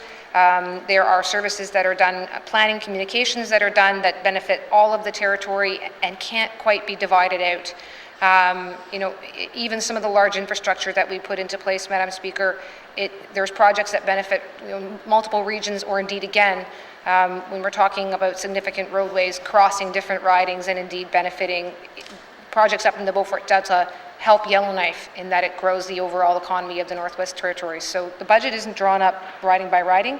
But that level of detail, I'm very confident will come out over the next couple of weeks to understand what the individual benefits are to each and every community, but hopefully to each and every member of the Northwest Territories as residents and as businesses. Thank you, Madam Speaker. Thank you. Final supplementary, member for Trinidad-Willowday. Thank you, Madam Speaker. I guess what I want to say is that thank you for that response, and I probably want to spend the next few days probably understand the budget that's been put before us here as well, but I want to look forward to work with the Minister of Finance as to how we could look at our budgets for the Trinidad-Willowday riding. And I want to let her know that we have some big issues there. We want to, housing's a big issue, affirmative action's a big issue. Hiring policies is something that it's been talked about in our region. So it may be within the next day or two, I would like to sit down with you if we can and just see what we could do to work together to resolve these issues. Thank you. Thank you. Minister of Finance. Madam Speaker, I don't know that there could be a better set of first questions, certainly not coming to me. That's a statement about consensus government. That's how we do government here. We're going to sit down, and that's where the consultations takes place, is that we sit down, we talk, we learn from each other, and I am very happy to do that. Thank you, Madam Speaker. Thank you. Oral questions. Member for Montfouet. Thank you, Madam Speaker. Okay, question for the Minister of Health and Social Services. The department tracks the N.W.T health profile of its residents to understand public health issues that impact the whole population. The information gathered is to provide decision makers the information they need to take actions. With that in mind, can the Minister provide an update on action taken in Klitschko region to address the poor health outcome in my region? Thank you. Thank you. Minister for Health and Social Services. Yeah, thank you very much, Madam Speaker, and I appreciate the question for the member from Montfouille. The provision of health and social services in the Cleacho region is delivered by the Cleacho Community Services Agency. They create their own budget based on their own process, and they submit it to me for approval. I've recently received the budget for the next fiscal year. I haven't yet reviewed it, but I certainly will be doing so. What I suggest is that the member speak to the board of the Cleacho Community Services Agency about how to address the needs that she has in mind to improve the social determinants of health. Thank you. Thank you, Minister. Supplementary, member for Montfouille. Thank you for the answer. She is the Minister of Health and Social Services, so that's why I was addressing. Can the Minister report on any progress achieved to reverse the poor health trends in the Cleacho region since the report was tabled over 2 years ago? Minister for Health and Social Services. Yeah, thank you, Madam Speaker. Madam Speaker, this is an unusual occurrence, but I'm not sure which report the member is referring to, but if she can tell me which report, then I can certainly come back to her with a response. Thank you. Supplementary, member for Montfouille.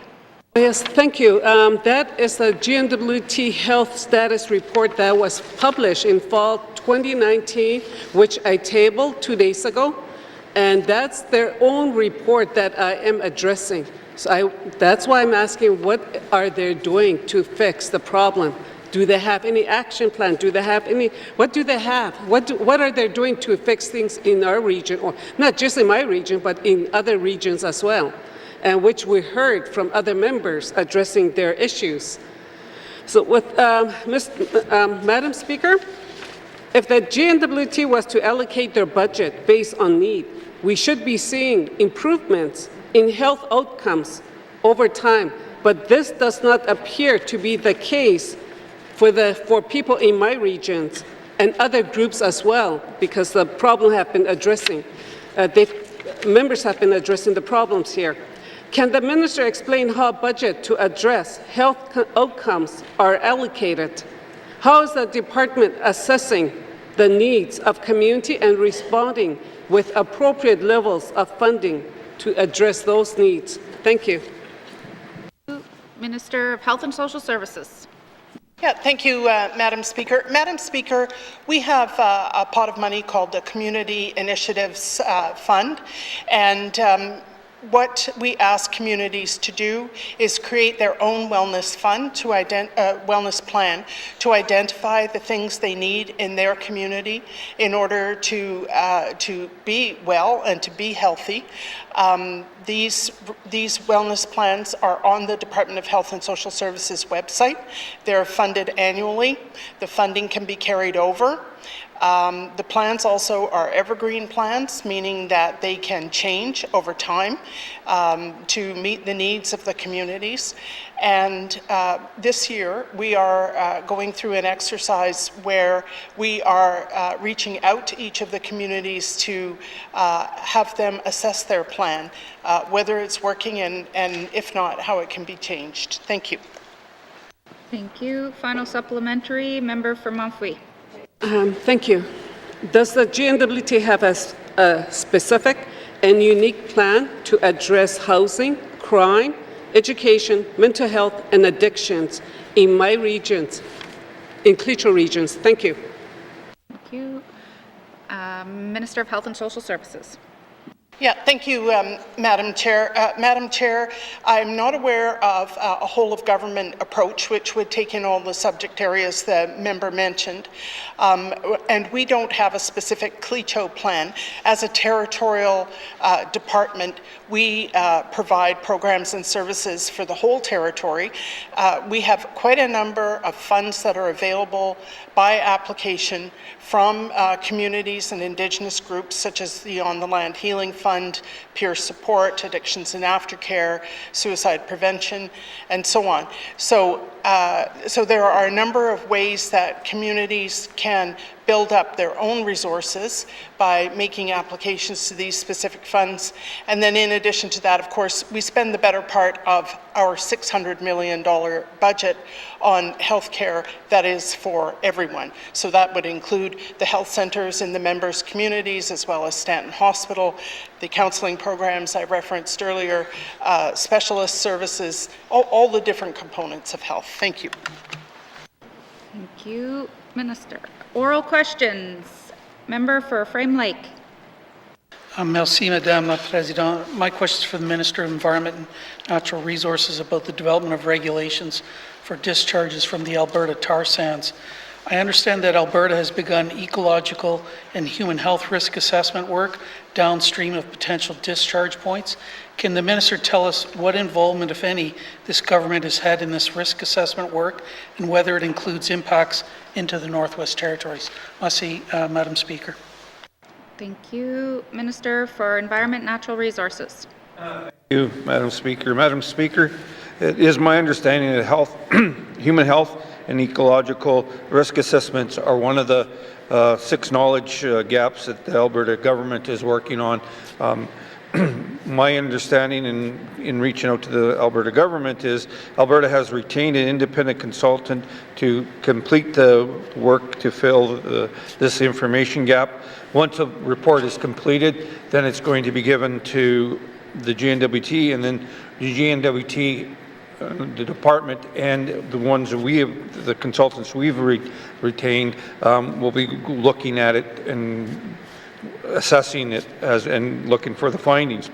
Madam Speaker, I want to make sure that the people understand the department has made it very clear to Alberta and the federal government that any plans to release treated oil sand water to surface water must ensure that the ecological integrity of water in N.W.T is maintained. And we've been very clear in our communications with both the federal minister and the Alberta minister. Thank you, Madam Speaker. Thank you. Member for Frame Lake. Merci, Madame la Présidente. I want to thank the Minister for that. I'm not sure he actually answered my question, so I'll try it a different way here. So one of the most important pieces of work that's going to be done is considering any potential discharges, the impacts of the tar sands tailings, and that usually involves modeling of contaminants downstream. So can the Minister tell us if any of this modeling work has been done and whether it includes the Northwest Territories? Merci, Madam Speaker. Thank you. Minister of ENR. Thank you, Madam Speaker. Madam Speaker, the Government of Alberta is focusing on impacts immediately downstream from the oil sands region to the Old Fort. Their assessment and modeling does not extend into the N.W.T. Based on the outcome from the risk assessment on the initial model, they will consider extending their model to the Peace Athabasca Delta. The N.W.T will request further modeling if the results are of a concern for us. Thank you, Madam Speaker. Thank you. Member for Frame Lake.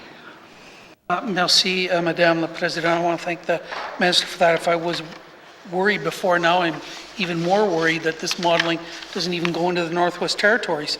So if it doesn't cover the Northwest Territories, I'd like to know more from the Minister what he's going to do about this. Merci, Madam Speaker. Minister of ENR. Thank you, Madam Speaker. Madam Speaker, as I said to the member in the House here, the Alberta government is working on theirs. We then are going to reassess it, and if we have concerns, we will go from there. We are working with the Alberta government. We are reaching out to them, telling them our concerns. We're working with Indigenous governments to identify these. So we are working on this. This is a file that may not be out in the public. It may not be splashed all over the papers as people would like. We are doing the work behind the scenes with the Indigenous governments, keeping them informed. And once we are able to achieve things or we have concerns, we will make sure we get the committee informed, because right now we don't have information beyond that. We are working with the Alberta government. Thank you, Madam Speaker. Thank you. Member for Frame Lake. Merci, Madame la Présidente. I want to thank the Minister for that. I'm not asking him to splash it all across the newspapers, but The only information I've got from this minister, from this government, is what I get in the House about this issue. That is totally unacceptable. What I want from this minister is to start sharing what they're doing behind closed doors with this side of the House. So as the polluter pays principle says, you know, the Northwest Territories should not have to expend our resources to understand what the impacts may be from the tar sands. Can the minister tell us what he is doing to recover our costs from the Alberta and our federal government? Merci, Madam Speaker. Thank you. Minister Vinar. Thank you, Madam Speaker. Madam Speaker, we're working as best we can with the member. We're trying to get that information. He may not want it. He may want it details down to the grounds. We don't have that information right now to share. We're willing to share that information. In regards to his question, ENR is working on our bilateral water management agreement and his bilateral management committee to get regular updates, reports, and information, etc. from the Alberta government. Alberta has assured the N.W.T. that it has retained a team of highly qualified independent experts to fill the gap, the knowledge gap, and they will share their reports and findings. ENR is and will continue to do its due diligence to ensure N.W.T. waters and our residents are protected. Madam Speaker, we are working for the residents. Once we have something concrete to share with committee, we will do that. Thank you, Madam Speaker. Thank you. Final supplementary, member for Frame Lake. Merci, Madame la Présidente. I want to thank the minister for that. You know, I keep asking the questions of this minister now 2 days in a row because I'm not getting any other information. So will this minister now commit to finally start to share some of what's going on behind closed doors with this side of the House on this issue? Merci, Madam Speaker. Thank you. Minister of ENR. Thank you, Madam Speaker. Madam Speaker, we're going to share when we have concrete information with committee. We're more than willing to do that. The member has reached out to us. We've had private, individual meetings with him. We have meetings with committee. If committee wants to have a technical or an in-camera briefing on this, please send it to us. We're more than willing to work with them on that. Thank you, Madam Speaker. Thank you. Members, time is up for oral questions. Oral questions, oral questions. Written questions, written questions. Returns to written questions, returns to written questions. Replies to Commissioner's address, replies to Commissioner's address. Petitions, petitions. Reports of committees on the review of bills, reports of committees on the review of bills, reports of standing and special committees, reports of standing and special committees, tabling of documents. Honourable Premier. Madam Speaker, I wish to table the following document, the annual status report on the progress of the mandate of the government to the Northwest Territories, 2019 to 2023. Thank you, Madam Speaker. Tabling of documents. Minister for EC&E.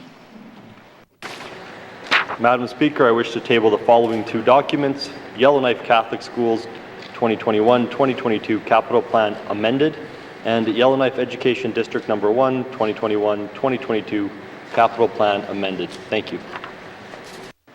Tabling of documents. Tabling of documents.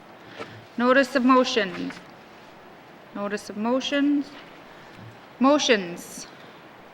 Motions. Notice of motion for first reading of bills. Notice of motion for first reading of bills. First reading of bills. First reading of bills. Second reading of bills. Second reading of bills. Consideration of, in Committee of the Whole on Bills and Other Matters, Bill 23, an act to amend the Public Utilities Act, Bill 29, Resource Royalty Information Disclosure Statute Amendment Act, Bill 38, Miscellaneous Statute Law Amendment Act 2021, Table document 561-19-2, 2022-2023 main estimates with member for Deschaux in the chair.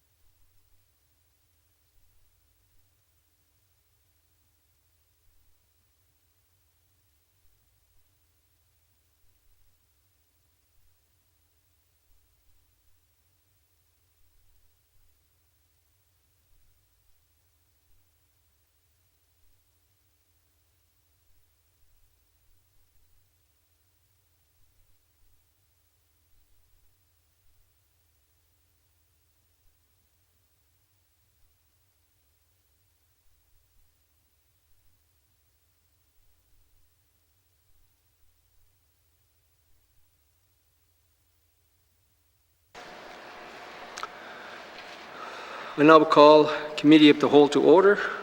What is the wish of committee? Member for Frame Lake. Mr.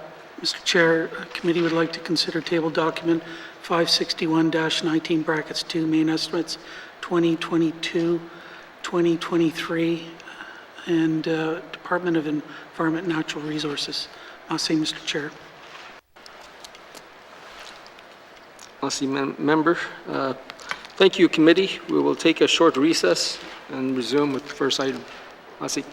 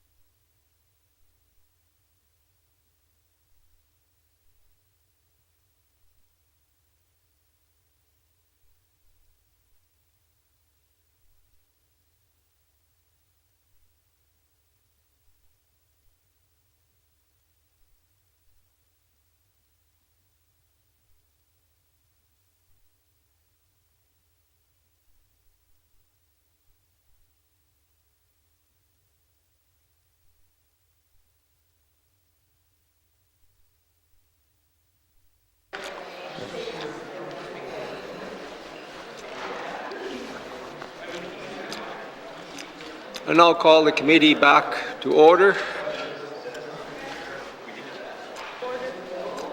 Hey.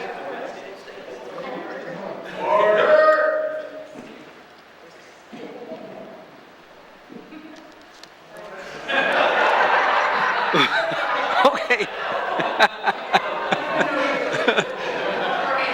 That was my gavel. That was my gavel there.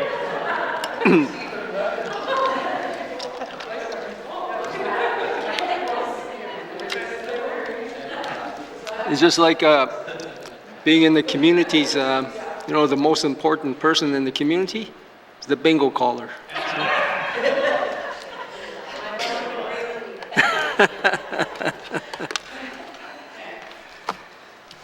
Committee, we have agreed to consider table document 561-19, brackets 2, main estimates 2022 to 2023. Does the Minister of Environment and Natural Resources have any opening remarks? Yes, I do, Mr. Chair.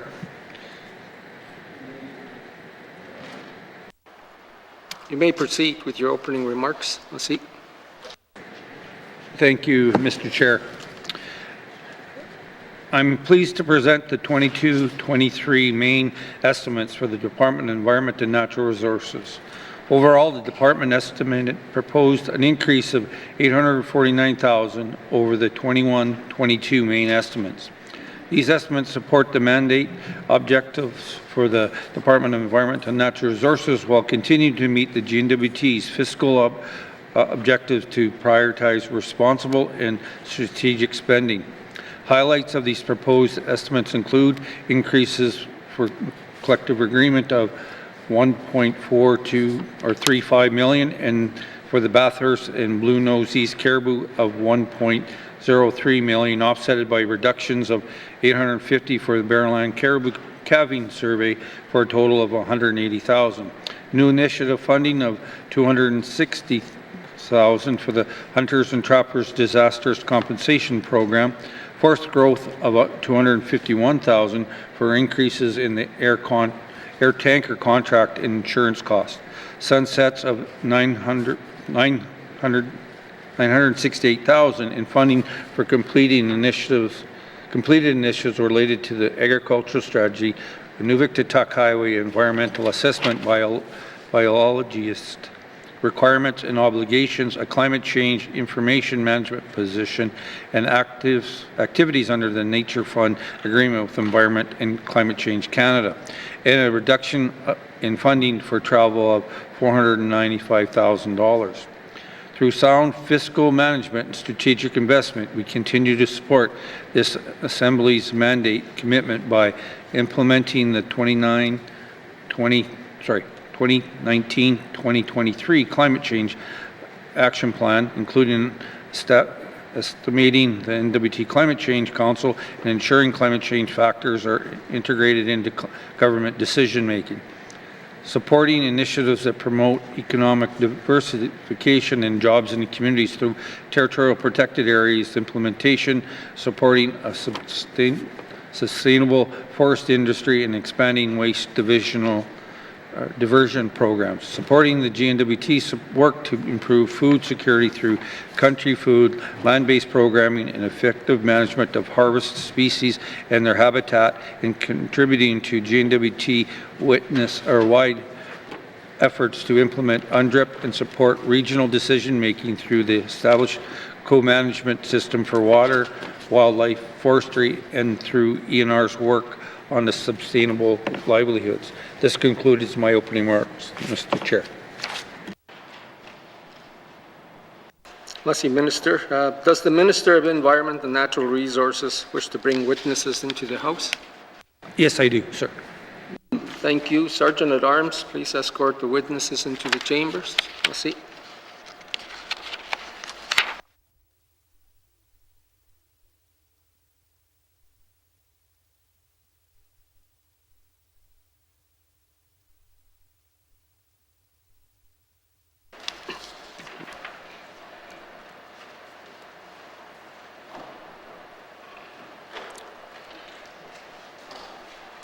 Will the minister please introduce the witnesses?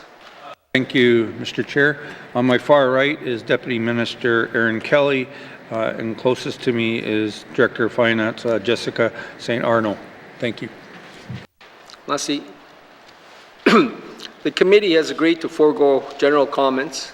Does the committee agree to proceed to the detail contained in the tabled document? Committee, we will defer the departmental summary and review the estimates by activity summary, beginning with corporate management, starting on page 72, with information items on page 75. And we'll entertain questions from the members.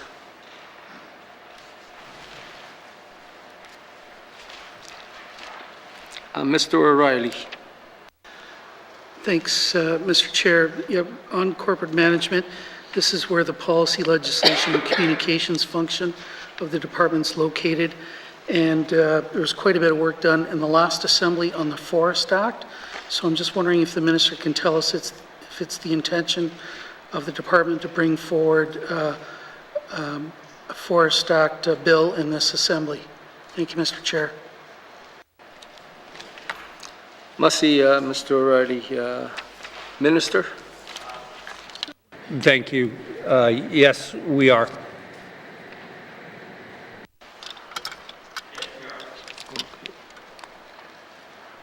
Mr. O'Reilly?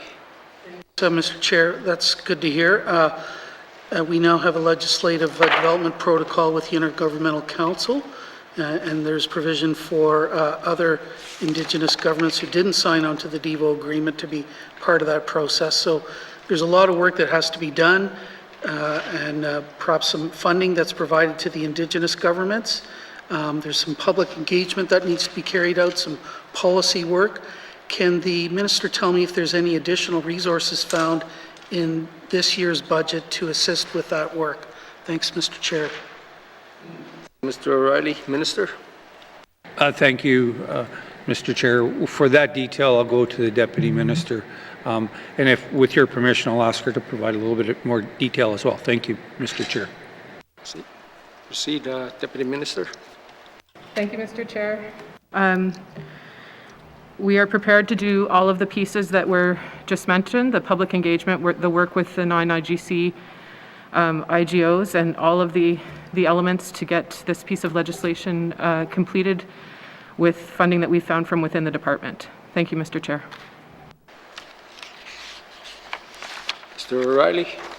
Mr. Chair, yeah, I'm a bit worried about that. I know other departments went to the Financial Management Board to secure additional resources, and I guess the other pieces of legislation, the Waters Act, the Environmental Protection Act, that's not going to happen in this assembly. So can I get an explanation from the minister as to why no additional resources were secured from the Financial Management Board for the Forest Act work?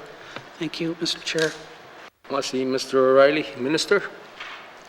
Thank you. So when we were looking at the Forest Act, we looked at our resources that were available, the work that was done in the 18th Assembly, and the work that we need to do to get this legislative proposal forward and passed in this Assembly, and we feel that the resources we have presently will be able to meet that need. But for further detail, I'll turn to the Deputy Minister to see if there's anything else that would be helpful. Thank you. Deputy Minister.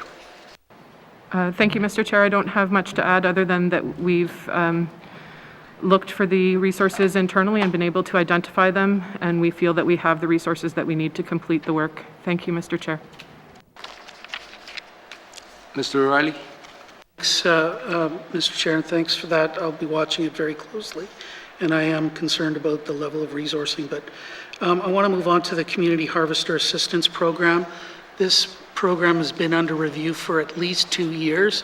It was even raised in the last assembly about how effective this was in building some food security and enabling people, particularly in smaller communities, to get out and get country foods. So it's been under review for at least 2 years. What is the timeline for finishing this review and securing some additional resources for the program. Thanks, Mr. Chair. I see Mr. O'Reilly. Minister. Timeline, I'll turn to the Deputy Minister for giving the detailed timeline, realizing the time. Thank you, Mr. Chair.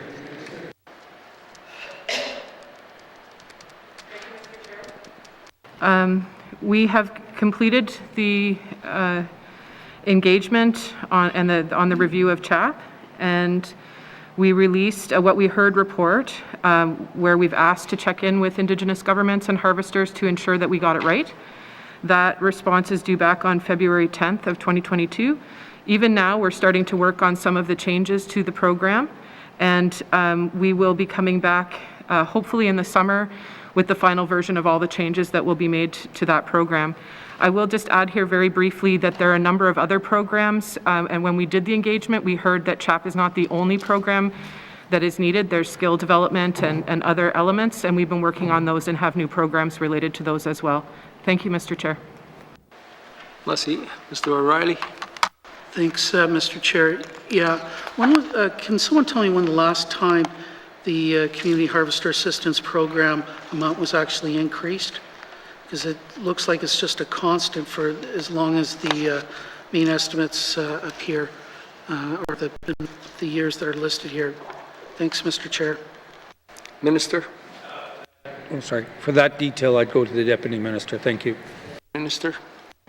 Thank you, Mr. Chair. While there haven't been increases to the CHAP funding, there have been increases to funding that have been used for some of the training programs that I mentioned, trapper training, some of the resourcing to ensure that others are available to access these programs, not just the CHAP program itself. So there has been some additional resources, but not specifically for CHAP. Thank you, Mr. Chair. Mr. O'Reilly. Yeah, thanks, Mr. Chair. I'm going to let the minister in on a little secret. I expect that there's going to be a supplementary appropriation, probably come forward maybe May, June, for this set of main estimates, and I want to encourage him to bring forward an increase in funding for the Community Harvester Assistance Program. So I'll just put that out on the record.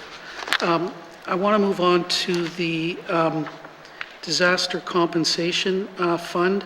That's a grant. It's on page 74, the main estimates. And I see that the actual amount for 2020, 2021 was $400,000. And I think this was as a result of flooding on Talton and damage that was done to people's cabins and so on. So it's good to see that the amount has been increased to $275,000 in this year's main estimates, but it's still not even what was paid out last year or a couple of years ago. So why is this not increased to a greater extent than just the $275,000? And what would happen if there's more claims than that submitted? Thanks, Mr. Chair. Mr. O'Reilly. Minister. Thank you, Mr. Chair. Mr. Chair, so when we increased it, it's based on applications when harvesters submit their applications, and that's how we come up with our numbers. Right now, it's based on that, but for further detail, I'll turn to the Deputy Minister to explain if we have over expenditure and what happens moving forward on that. Thank you. Deputy Minister. Thank you, Mr. Chair. We requested some additional funding to review this program. It's quite similar from a flooding aspect to one that we also have for forest fires. And we wanted to do a program review this year, which is ongoing. And we did request additional funds because of the flooding along the Talston, where we knew that we would require additional funds. So to date, there have been $185,000 in claims related to the Talston flooding. So the intent here is to review the program and then make any adjustments that are needed, and also to ensure that it's similar in nature to the fire one, the fire compensation program that we have as well. Thank you, Mr. Chair. Mr. O'Reilly. Yeah, thanks for that information. So this review, one of the questions I had was whether the criteria are going to change, because I understand there's only some things that can get claimed. There's a maximum amount, and that not everybody was necessarily happy with the amount that they received compared to the actual damages. So When is this review going to be finished, and when will the criteria be changed? Thanks, Mr. Chair. Merci, Mr. O'Reilly. Minister? For that detail, go to the Deputy Minister. Thank you. Deputy Minister? Thank you, Mr. Chair. We're working on the review right now. There are a number of criteria that were reviewed, and there were some criteria that, for a specific purpose, for the Telston flooding, were adjusted. One of the things that we have here is this is for harvesters, and one of the criteria pieces that 25% of your income needs to come from that. But we recognize in this day and age that many people are harvesting, but 25% is of their income. It's quite a large amount. So we're looking at all of the criteria when we're doing the review, and we'll most likely adjust some of that criteria through the review process. Thank you, Mr. Chair. Merci. Mr. O'Reilly? Thanks, Mr. Chair. That's all I have for this activity. Thank you. Joe? Are there any further questions for Ms. Knockleby? Thank you, Mr. Chair. So I guess just further along about the disaster compensation program, do we anticipate that there's going to be a lot of claims this year coming from the flooding that happened around in the date show last year? Are we prepared for that, or are we going to see more issues? Are we going to be back looking for more money later? Thank you. Merci, Ms. Knockleby. Minister? So in the date show, we had flooding. We addressed those already. We've already dealt with it. But again, I can't tell you what's going to happen.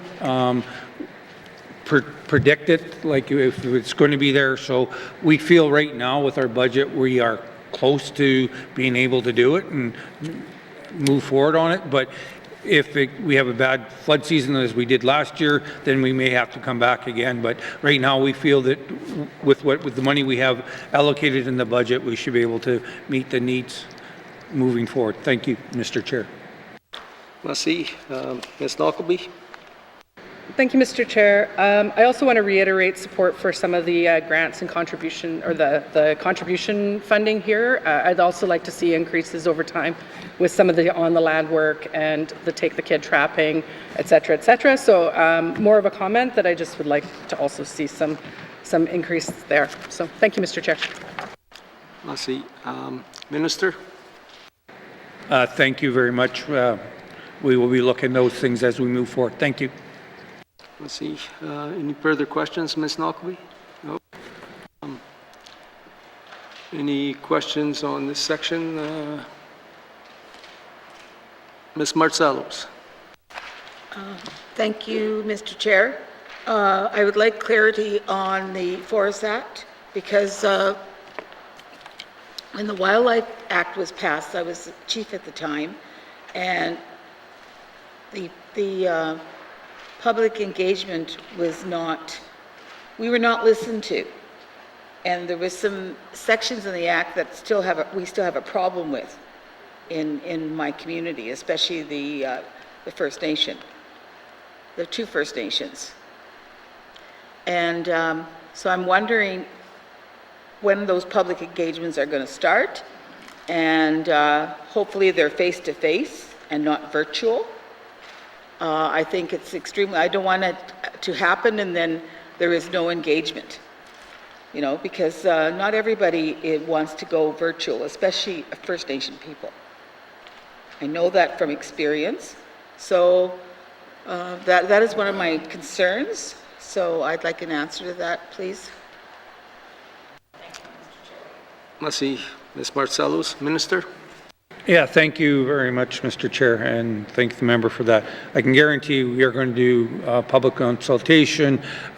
We also have the process with IGCs that we are working with through that process. But for the detail on exactly how we're going to do it, I will, with your permission, turn to the Deputy Minister to answer that rest of the question. Thank you, Mr. Chair. Deputy Minister. Thank you, Mr. Chair. We're currently working with a technical working group to create a legislative framework, and that would translate to drafting the bill, and then the bill would be reviewed by the technical working group as well. And once we have the bill, we will consult with Indigenous governments on the bill, and we will also engage with the public.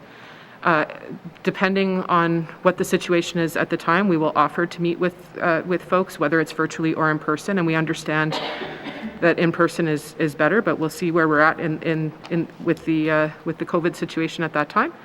And our hope is that we will be doing some of that work in this summer, but it will depend on how far we get with the technical working group, because it's important that we get the bill right.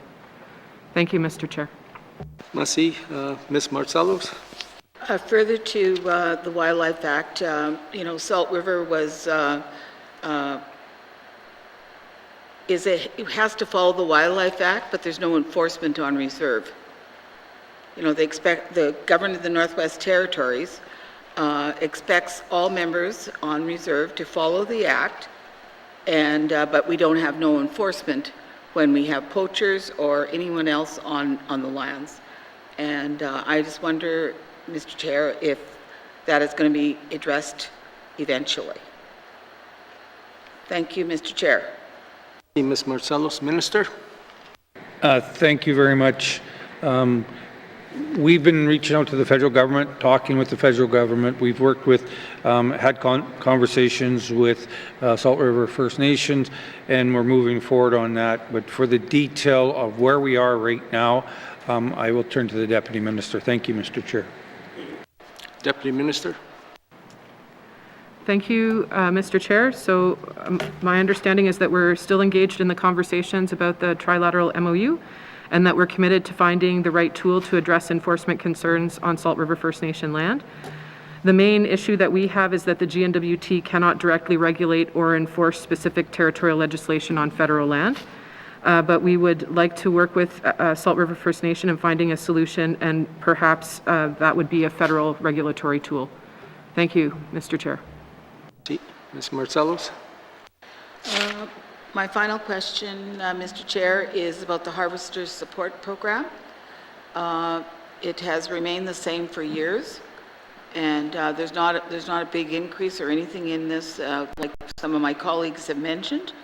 And it's the one program that affects everybody within the First Nations, whether it be Métis or First Nation Dene in my community. And it's important that we look at that, and increases should be done throughout the Northwest Territories on the Harvesters Support Program. Thank you, Mr. Chair. See Ms. Marcellos. Minister. Thank you. As the Deputy Minister said previously, we are working on what we heard report. The deadline for responses for February 10th. But also, as the Deputy Minister has said, we have other programs out there that we've heard from our users of the program, which is our Indigenous governments and our harvesters and our people in the communities, on what they would like to see. So we are working on it, and I think, if I remember correctly, we're supposed to have something prepared by midsummer to bring forward. And for further detail, I'll just ask the Deputy Minister to clarify if I missed anything. Thank you. Deputy Minister. Thank you, Mr. Chair. We're already working on some of the items that have been brought before us to improve the CHAP program. And there are a number of others once we get the responses back on February 10th, where we checked in on the what we've heard document with harvesters and Indigenous governments to make sure we had it right, that we'll continue to work on, and we'll come back in the summertime with a plan on what we've accomplished and what we still have to accomplish to update the program. Thank you, Mr. Chair. Hey, Masi, I guess we are getting some more information forthcoming. Any further questions on this section? Ms. Wiel Armstrong. Thank you. I see that you said there's an increase in the contribution for the Harvester Support Program. Because I've been hearing from families, especially young families, in the small communities who rely heavily on country foods. So what they're saying is that because of, lately they've been seeing an increase in groceries and gas.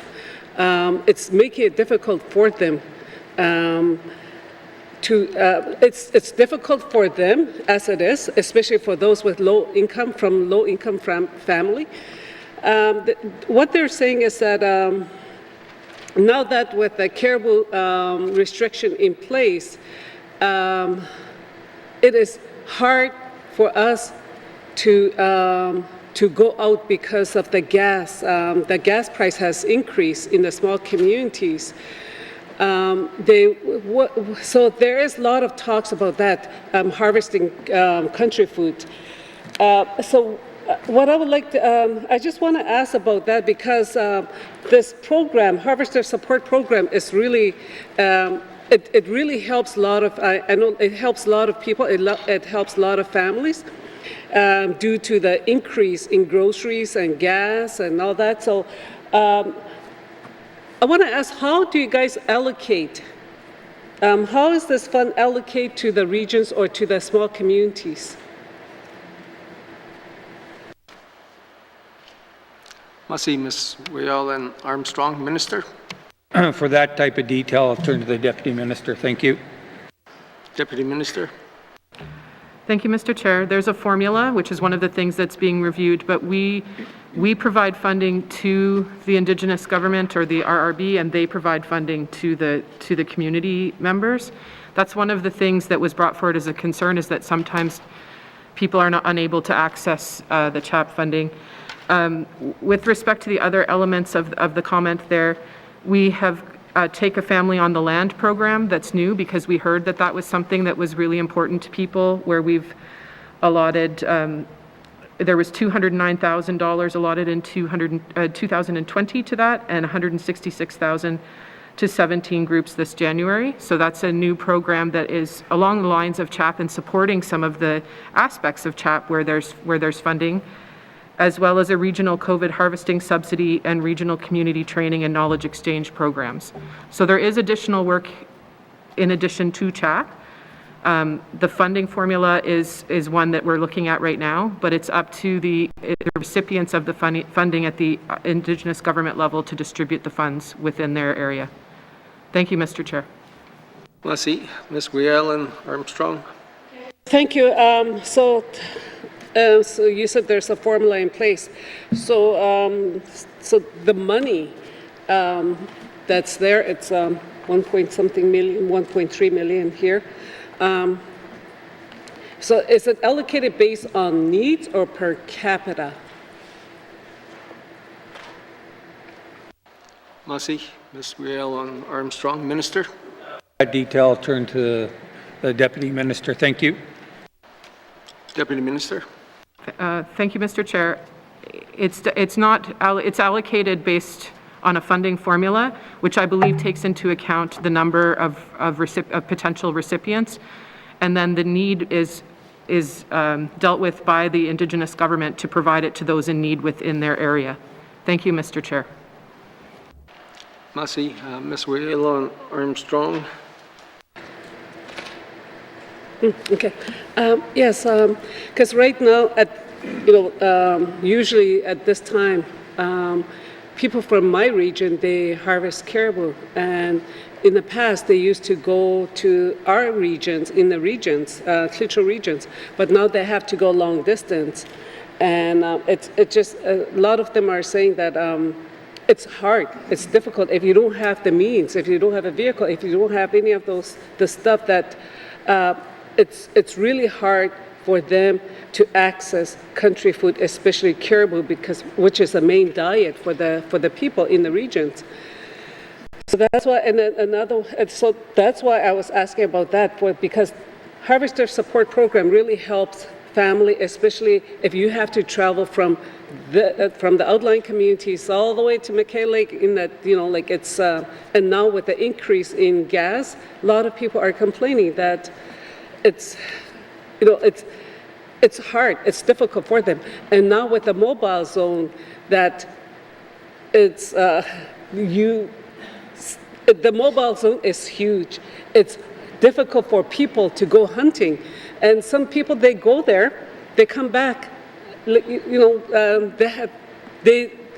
they cannot, like, they come back empty, like, with no caribou, nothing, because it's too far. And then the RWIT are making it more difficult for my people, especially for my people, that to go to harvest caribou, they go long ways. Like, for example, for family from N.W.T, there's a ice road, winter road now.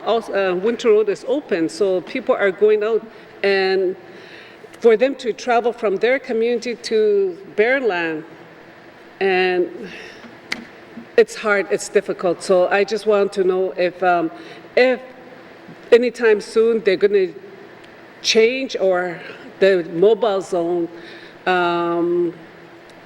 not to be huge right now, because they're unable to go hunting. They can go hunting, but it's like they have to go further. So that's why I'm saying that. So I just want to know if there's any plan in place to change the mobile zone to accommodate the people that wants to go harvest caribou.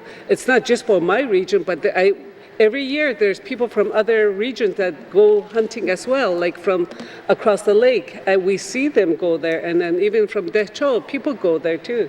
So, and last year a few times there were some people from Statute region as well. So that's why, is there any plan in place that, like, just so that people can harvest caribou? Thank you.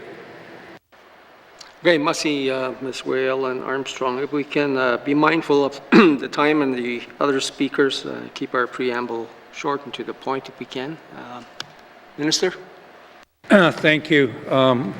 There is no looking at shrinking the mobile zone. The mobile zone is done with where the caribou are, where our collared caribou is, and it's also working with our Indigenous governments and the Renewable Resource Board, the Wekuji Renewable Resource Board. So we work with the Indigenous governments.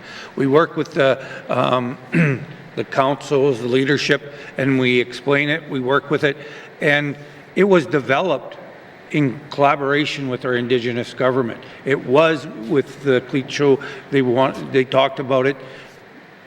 If you look at the Bathurst right now, we're at about 6,200 caribou left. The Beverly is available, and in our conversations with our Indigenous governments, we've talked about working with them on setting up community hunts.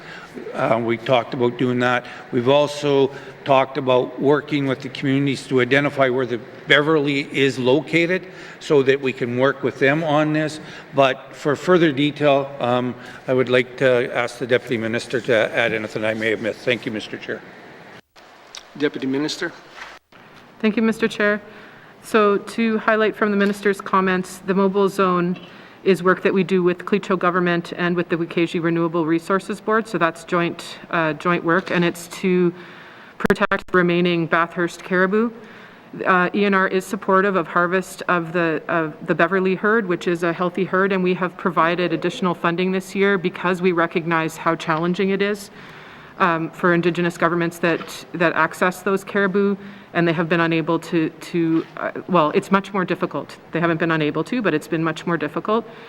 The reason that the mobile zone is so large is because the caribou are distributed across a large area, and it's challenging when there's mixing of the herds, which we've had this year and last year. So we recognize that there are those concerns, and we're working with the Clecho government and other governments on ways that we can promote respectful harvest and help them to access caribou that are in numbers that are, that are safe to harvest. Thank you.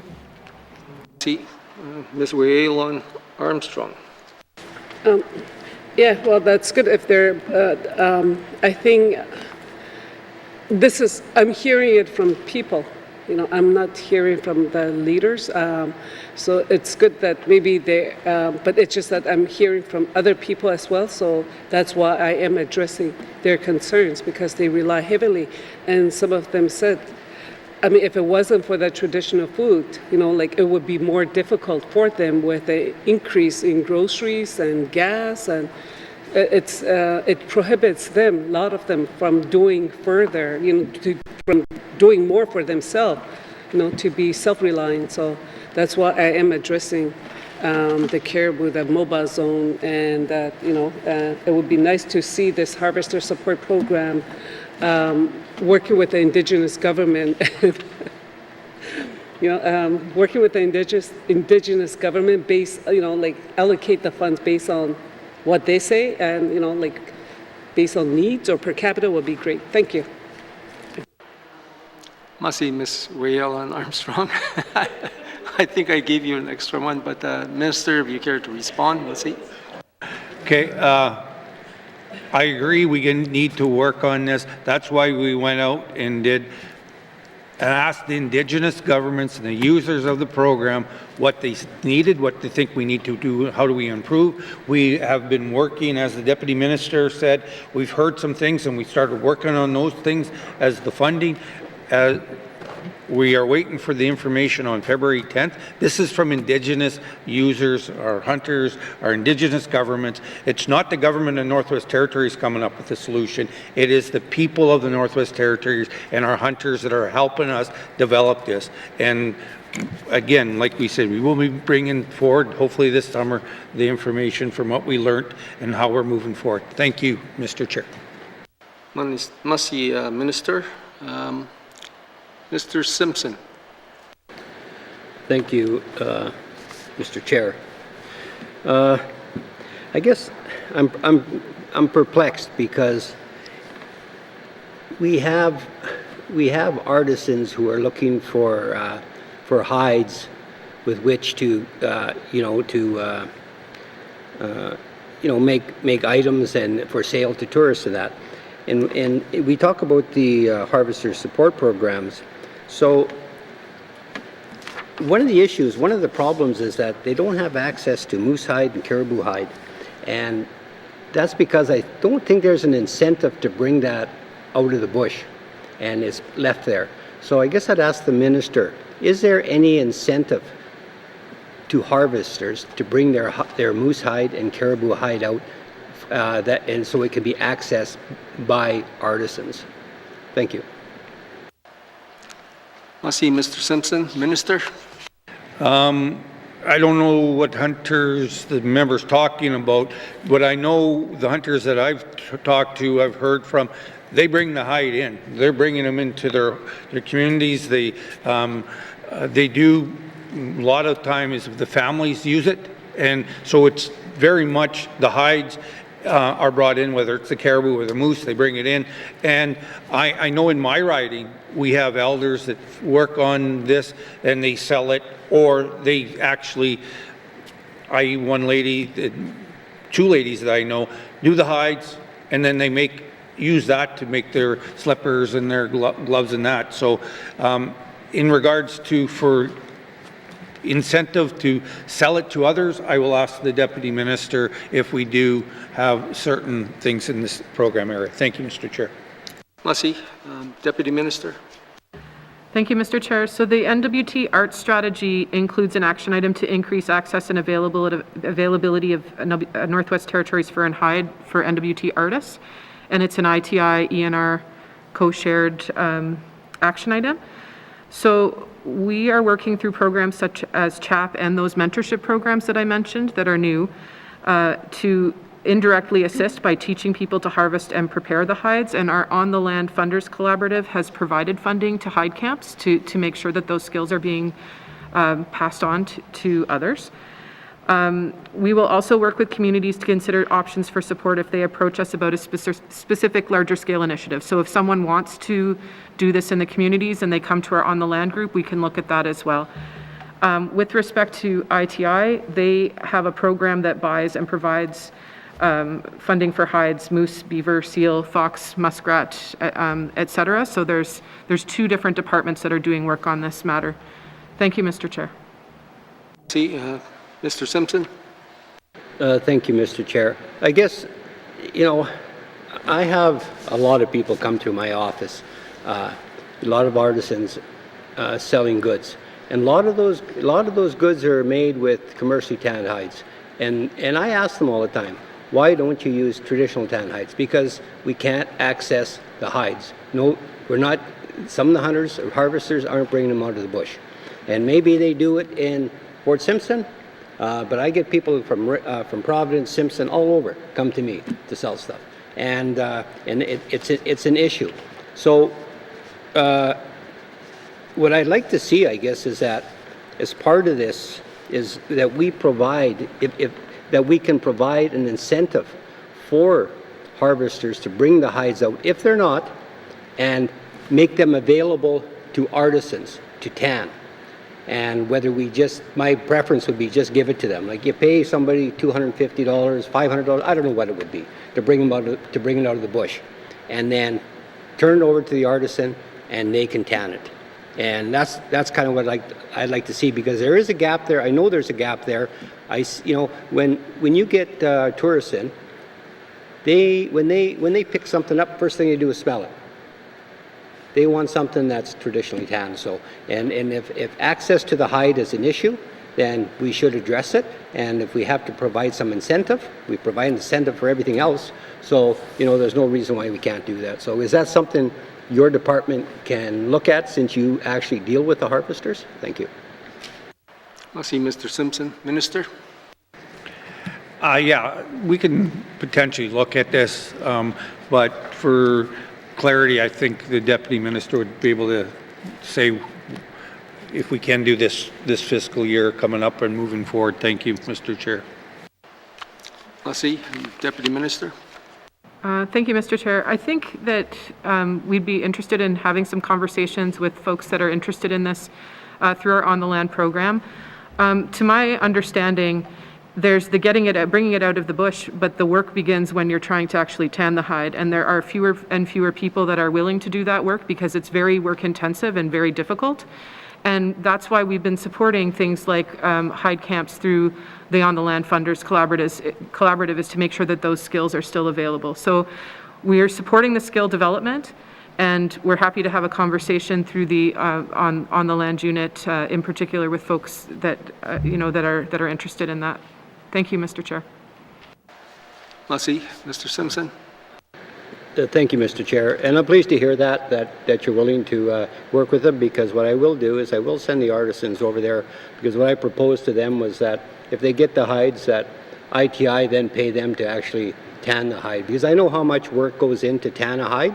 Like it's not just a week's worth of work, it's longer than that. It's 2 weeks, could be 3 weeks, and it's fairly intensive, and it would provide the artisan a little extra money if they're tanning their own hides. So that's just a comment. I'd just like to move on to personnel and active positions.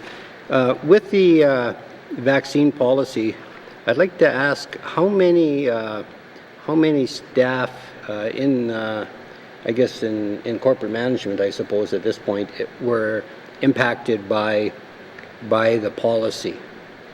Thank you. I'll see Mr. Simpson. Minister? Detail, I'm going to turn to the Deputy Minister. Thank you. Deputy Minister? Thank you, Mr. Chair. I'm aware of 5 people who chose not to get vaccinated in the department. Thank you, Mr. Chair. I'll see Mr. Simpson. Thank you, Mr. Chair. So, can you tell me, for them to keep their positions, was it mandatory for them to have the vaccine? I'll see Mr. Simpson. Minister? So that's very much finance, HR issue. I know where the member is going with this, but so if there's federal requirements, i.e. getting on planes, that they need to make sure they're vaccinated, and that's a federal government. If they need to be in a company that requires it, they need to do it. And if they don't, and if they're not, don't have the vaccine, then we have set in a policy through the federal government with the Department of Finance that they follow that process. Thank you, Mr. Chair. I'll see Mr. Simpson. Thank you, Mr. Chair. So I guess it's safe to say that if somebody's required to fly and a requirement, the federal requirement is you have to be vaccinated. Then it is mandatory to have the vaccination for that position if you want to keep it. I just want to go on here. Is how many Indigenous employees would have been impacted? Must Mr. Simpson, Minister. That detail, I'll turn to the Deputy Minister. I don't know if we have that detail, but we'll turn to the Deputy Minister. Deputy Minister. Thank you, Mr. Chair. At this point, and I should highlight here that I'm talking about the staff that are on strike right now, as well as with the 5. I think there's 1 Indigenous person, but I would have to go back and check the records to be certain. I believe it's 1. Thank you, Mr. Chair. I guess we got a commitment for looking into that. Mr. Simpson. Thank you, Mr. Chair. I would ask the Minister,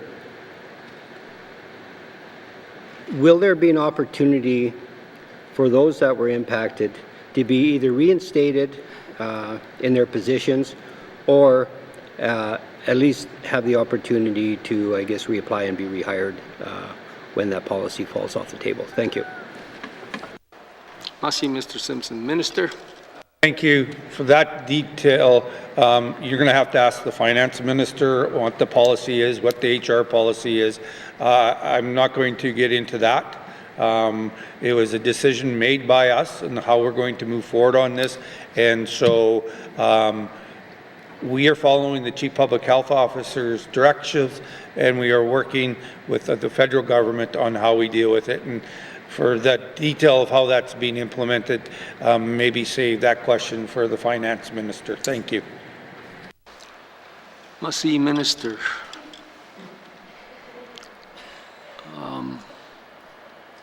Are there any other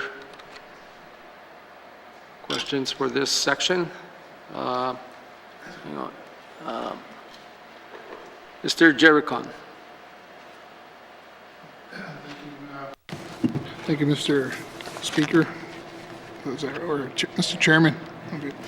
Thank you.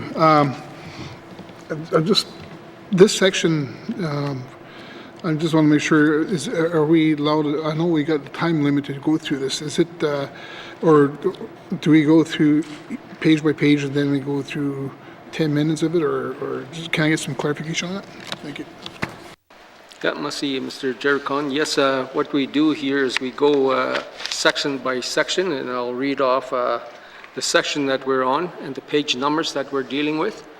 So we're working through the department, but as we move along, right? So now we're on corporate management, and you'll see at the top of the page it says corporate management, and the next one would be environmental protection, which is a different section. So we're just sticking on corporate management right now. So if you can just gear all your questions within that section. So you're about 8 minutes left to go. Thank you. Well, I've just reviewing these couple pages here, including the graphs and that in there, and then also on page 69 it talks about the activities and I guess for me what stands out as we go through this section here is that we talk about wildlife, fish. I know it's a little further down, but when I went through it, one thing I don't see is that maybe if the minister could maybe help me out so I understand with your department in terms of downstream users for fish and from the water coming down from Alberta, they say water is life, and if it's life, then we all eat the fish. So I just want to know if there's any fish studies done by your department so that is there a report out there? I just want to throw that out to you. Thank you. Yeah, maybe if I can just clarify, Mr. Jericon, we got wildlife and fish on page 94, so we can save that question for when we get to that section, because we're just dealing with corporate management at this time. We're on page We're starting from 72, 73, 74, 75. Masi. Yeah. So 72 there. The other thing is that I know last year it was in the news where there was some wasted meat that was found, and in the Dene culture, we don't like to waste meat. We harvest what we need, and that kind of thing. So I guess maybe you could help explain what insurances can you give me to see how we could prevent this from happening again? For when hunters go out there, sometimes they waste meat, etc. Like, what are we doing to put a stop to that? Thank you. I see Mr. Jericon, Minister. Thank you. So we do have enforcement. We have individuals that reach out to our departments, our regional offices, and we inspect it and that. But for that detail of how the process is, I'll ask the Deputy Minister, with your permission, to provide more information. Thank you, Mr. Chair. Yep. Deputy Minister.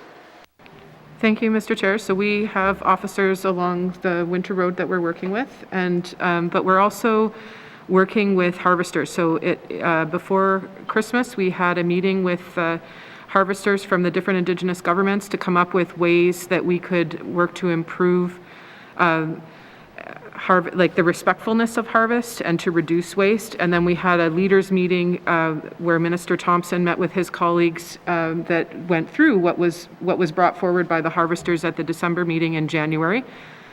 So there's some communications materials that are being developed, and there's work that has been identified for ENR to do, but also for within communities for there to be discussions related to wastage and respectful harvesting, because it's something that needs to be addressed by everyone.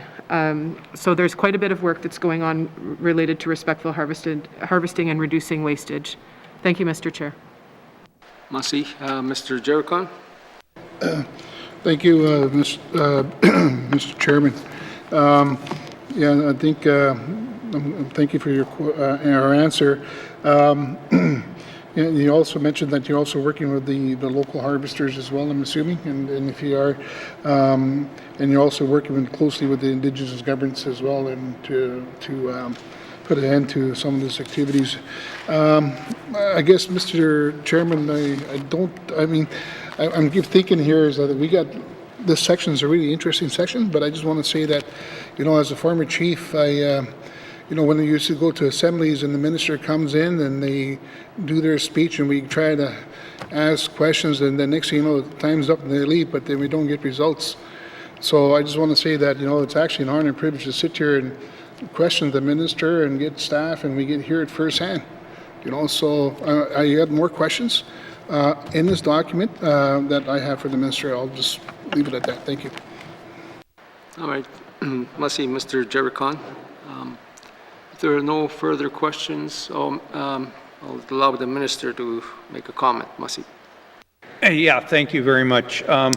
I've only been the minister for the last 2 years, but I can tell you right now, we've had the opportunity to meet with Indigenous governments, Indigenous leadership, and we've had frank conversations, good communications, a lot of question and answers, and we're trying to work together collaboratively. It's the most important part of what and how I feel with the Department of ENR.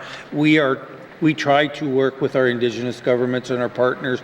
And just for a little bit further detail, I'll ask the Deputy Minister to just give a little bit more update. Thank you, Mr. Chair. Masi, Minister, Deputy Minister.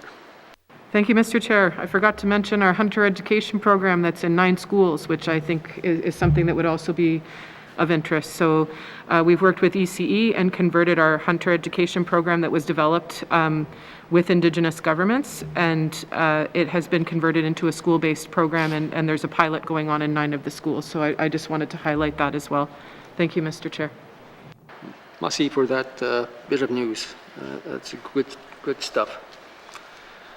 No further questions. Please turn to page 73.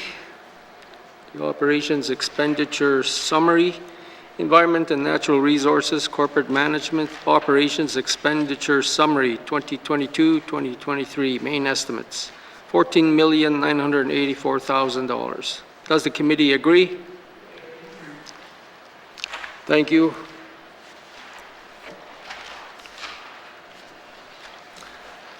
Environmental Protection and Waste Management, beginning on page 76 with information item on page 78.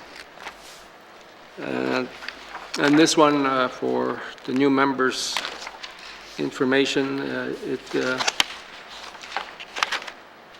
it ends on 78. Okay, entertain questions on this section. Okay, Mr. O'Reilly. Thanks, Mr. Chair. You'll want to reset the clock, but I don't think I need full 10 minutes. You might be relieved to know. On this one, contaminated sites is listed as one of the program areas, and I note that in one of the very few successful Environmental Rights Act requests for an investigation, there might have been 2 only successful in about 20 years. The last one, though, was about the Ptarmigan mine, which is down the road here in Yellowknife. Quite frankly, it's a disgrace. People, tourists, have to drive by that thing all the time, and it's just a total mess. But the minister did conduct an investigation and said that work needed to be done at the site. I understand it's one of these sites under devolution. So can the minister tell me what has been done at the site? Is there money in this budget to actually do further work at the site? Thanks, Mr. Chair. Must see Mr. O'Reilly. Minister? I'll just go to the Deputy Minister. Thank you.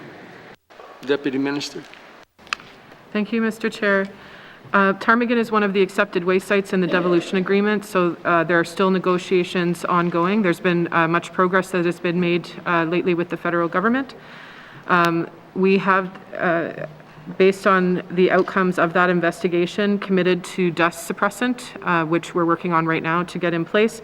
There was fencing, some signage and fencing repair, and there's additional fencing repair that will be occurring in the spring, and we're working on a land use permit at this time.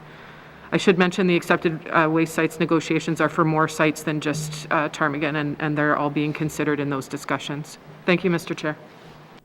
Must see Mr. O'Reilly. Thanks, Mr. Chair. So is there money in this budget to do work at Ptarmigan, and can we get reimbursed? And what is that amount? And can we get reimbursed for that money by the feds? Thanks, Mr. Chair. Must see Mr. O'Reilly. Minister? For that detail, I'll turn to the Deputy Minister. Thank you. Deputy Minister. Thank you, Mr. Chair. That's part of the negotiations that we're having with the federal government at this time. Thank you, Mr. Chair. To do the work I described. Thank you, Mr. Chair. Must see Mr. O'Reilly. Yeah, okay, thanks for that. Okay, for the tailings cover, the dust suppressant, stuff starts to dry out in May. Do we actually have the suppressant in stock, so to speak, and is it ready to be sprayed on or whatever in May? Because that's when the stuff starts to blow around. So, and that's something we've seen from Giant Mine for years, and the same out there. So do we have the stuff ready to go? Thanks, Mr. Chair. Let's see, Mr. O'Reilly. Minister? Yes. Mr. O'Reilly. It's one of the few times I think I've actually got a yes in this House, so very pleased to hear that. And I know a lot of other Yellowknife residents and others will be quite happy with that. So, so in the description of the activities carried out under what the purpose of this section of ENR is, there's words around prevention. Is there any policy work that this section of ENR is going to do this year? The only thing in 6 years that I've seen here is was about a 10 or 12 page document about some kind of vague N.W.T policy around contaminated sites. Is there any other policy work, legislative changes, anything at all that is going to help prevent messes like Ptarmigan Mine from happening again and again and again. Thanks, Mr. Chair. Merci, Mr. O'Reilly. Minister? For that detail, I'll turn to the Deputy Minister. Thank you. Deputy Minister?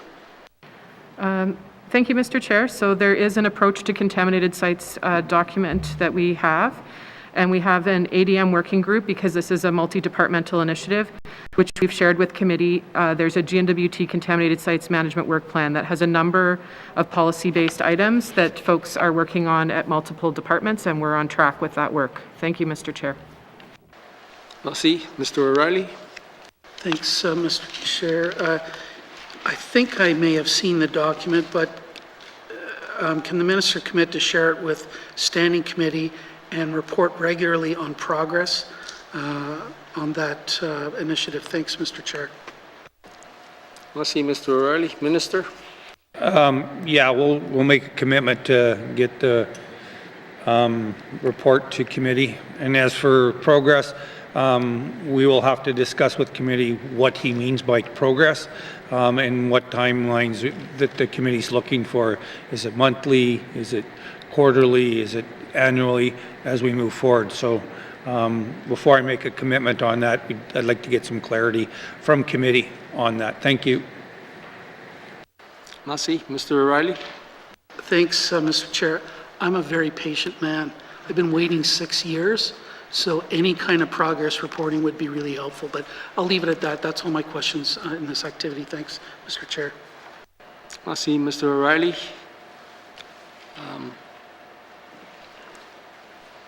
Ms. Knockleby. Thank you, Mr. Chair. Mr. Chair, I just wanted to ask a bit of a question for more detail on the dust suppressant that the Deputy Minister mentioned. I'm just curious to know, is this for the tailings that's adjacent to the roadway, and which type of dust suppressant are they looking at? Thank you.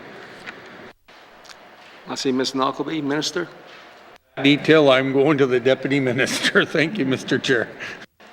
Deputy Minister? Thank you, Mr. Chair. It is the tailings that are near the roadway, and I'm sorry, but even I do not have that level of technical detail in this binder right now. We can certainly get back to folks if the minister is okay with that, with the type of dust suppressant. Thank you, Mr. Chair. Merci. Ms. Knockleby? Thank you, Mr. Chair. I think I'm a bit of a nerd from my time at Giant Mine, which is why I'm curious to know what's being explored for Ptarmigan, and do urge the department and the minister to chat with the Giant Mine folks about their issues in spreading dust suppressant throughout the windy conditions of the Northwest Territories. And I see a nod, so I'll just take that as a comment. I guess my question is around, again with Ptarmigan, and I appreciate my colleague raising it. With the land use permit work being done underway, is it, and while we're still negotiating within the accepted waste sites under devolution, can we still continue to progress on with the remediation work there? And I guess it is a little bit the similar question to what Member O'Reilly was asking, but will the process delay remediation work as we go through the Devo process, or can we continue to advance during that time? Thank you. Merci, Ms. Knockleby. Minister? Thank you. We'll get the dust suppressant information to her. In regards to that detail, I want to say yes, but I'm going to turn to the Deputy Minister to get clarity on what the process is moving forward. Thank you. Deputy Minister? Thank you, Mr. Chair. That's what's being negotiated right now. Clearly, we're doing the work on the land use permits, and we're hopeful that we can come to an agreement, and it's looking positive for us to continue with the work, but that is the crux of the negotiations that are occurring at this time. Thank you, Mr. Chair. Merci. Ms. Knockleby? Thank you, Mr. Chair. Without incriminating myself, I may have had a time or an opportunity to have looked around the Ptarmigan mine, despite some no trespassing signs there. So I'm just curious to know if we're verging onto somewhat of an emergent situation at Ptarmigan. I know that there are issues with a head frame and probably likely stability and such of some of the buildings. I'm not sure if there is an open raise or shaft there? I see my colleague nodding his head yes. So what point would we get to where it becomes a hazard to the point where we have to do something ahead of that agreement being reached? And is there a process for us to do so? Thank you. Ms. Knockleby, Minister. Detailed, Deputy Minister. Thank you. Deputy Minister. Thank you, Mr. Chair. So even though the negotiations are ongoing to determine who's ultimately responsible for those sites, the GNWT put up fencing quite some time ago. There's boulders, there's signs, getting people to not go on the site, which is an attempt to address some of the concerns that have been put forward. So until we know who's ultimately responsible, we're trying to keep people off of the site so that those things are not addressed. Clearly, we need to determine who's responsible so that we can move forward, and that's what we're working hard on at this point. And I can honestly say that there have been conversations recently at the deputy level trying to move this, and I'm hopeful that we'll be able to make progress. Thank you, Mr. Chair. Ms. Knockleby. Thank you, Mr. Chair. And I would like to say that I was on the site long before all the signs went up in the fencing. Just looked really neat, so we wandered off the highway. And I guess my final question on that then is, are we on the hook then as the GNWT for that in the meantime? Is there, and I know again, I'm probably just reiterating Mr. O'Reilly, but I maybe was not always listening to the answer. So, are we able to recoup that at some point? Thank you. I'll just ask again. Ms. Knockleby, Minister. For that detail, Deputy Minister, thank you.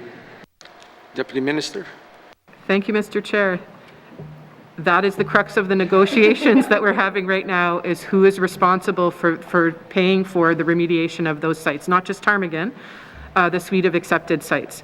And that's all I can really comment on at that time because the work is ongoing. Thank you, Mr. Chair. Hey, Ms. Knockleby.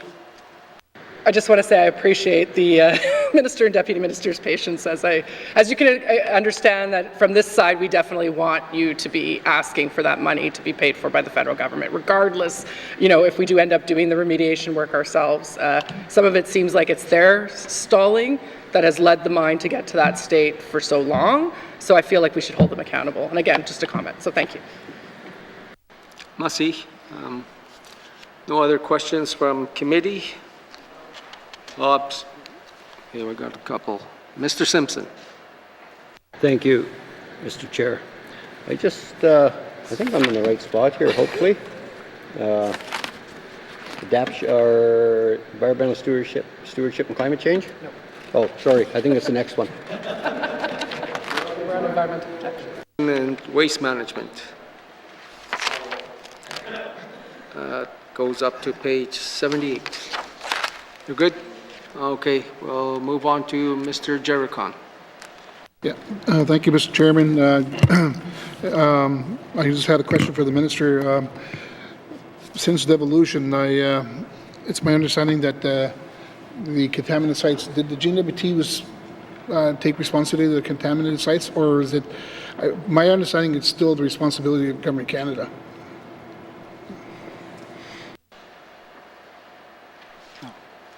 All right, Mussy. Yeah, maybe just to remind committee if we can indicate that you're done with your question by saying, Minister? Thank you. So those 6 sites are part of the negotiations. We didn't take them over from devolution, but for further detail, maybe I'm wrong, so maybe I'll look at the Deputy Minister. She just touched her brow, so I think I might have said the wrong thing. So get the clarity, I'll go to the Deputy Minister. Thank you. Deputy Minister? Thank you, Mr. Chair. So there are still federal sites that are on federal land. There's some that we're negotiating. There's some that the federal government is remediating and then they're asking us to take back, and we need to do the work to figure out if we want to accept those or not. And there's some that are GNWT sites that were contaminated sites before devolution and they remain ours. So there's multiple ways, but there are still federal contaminated sites that are the responsibility of the federal government. There's some that we're negotiating here that are called accepted waste sites.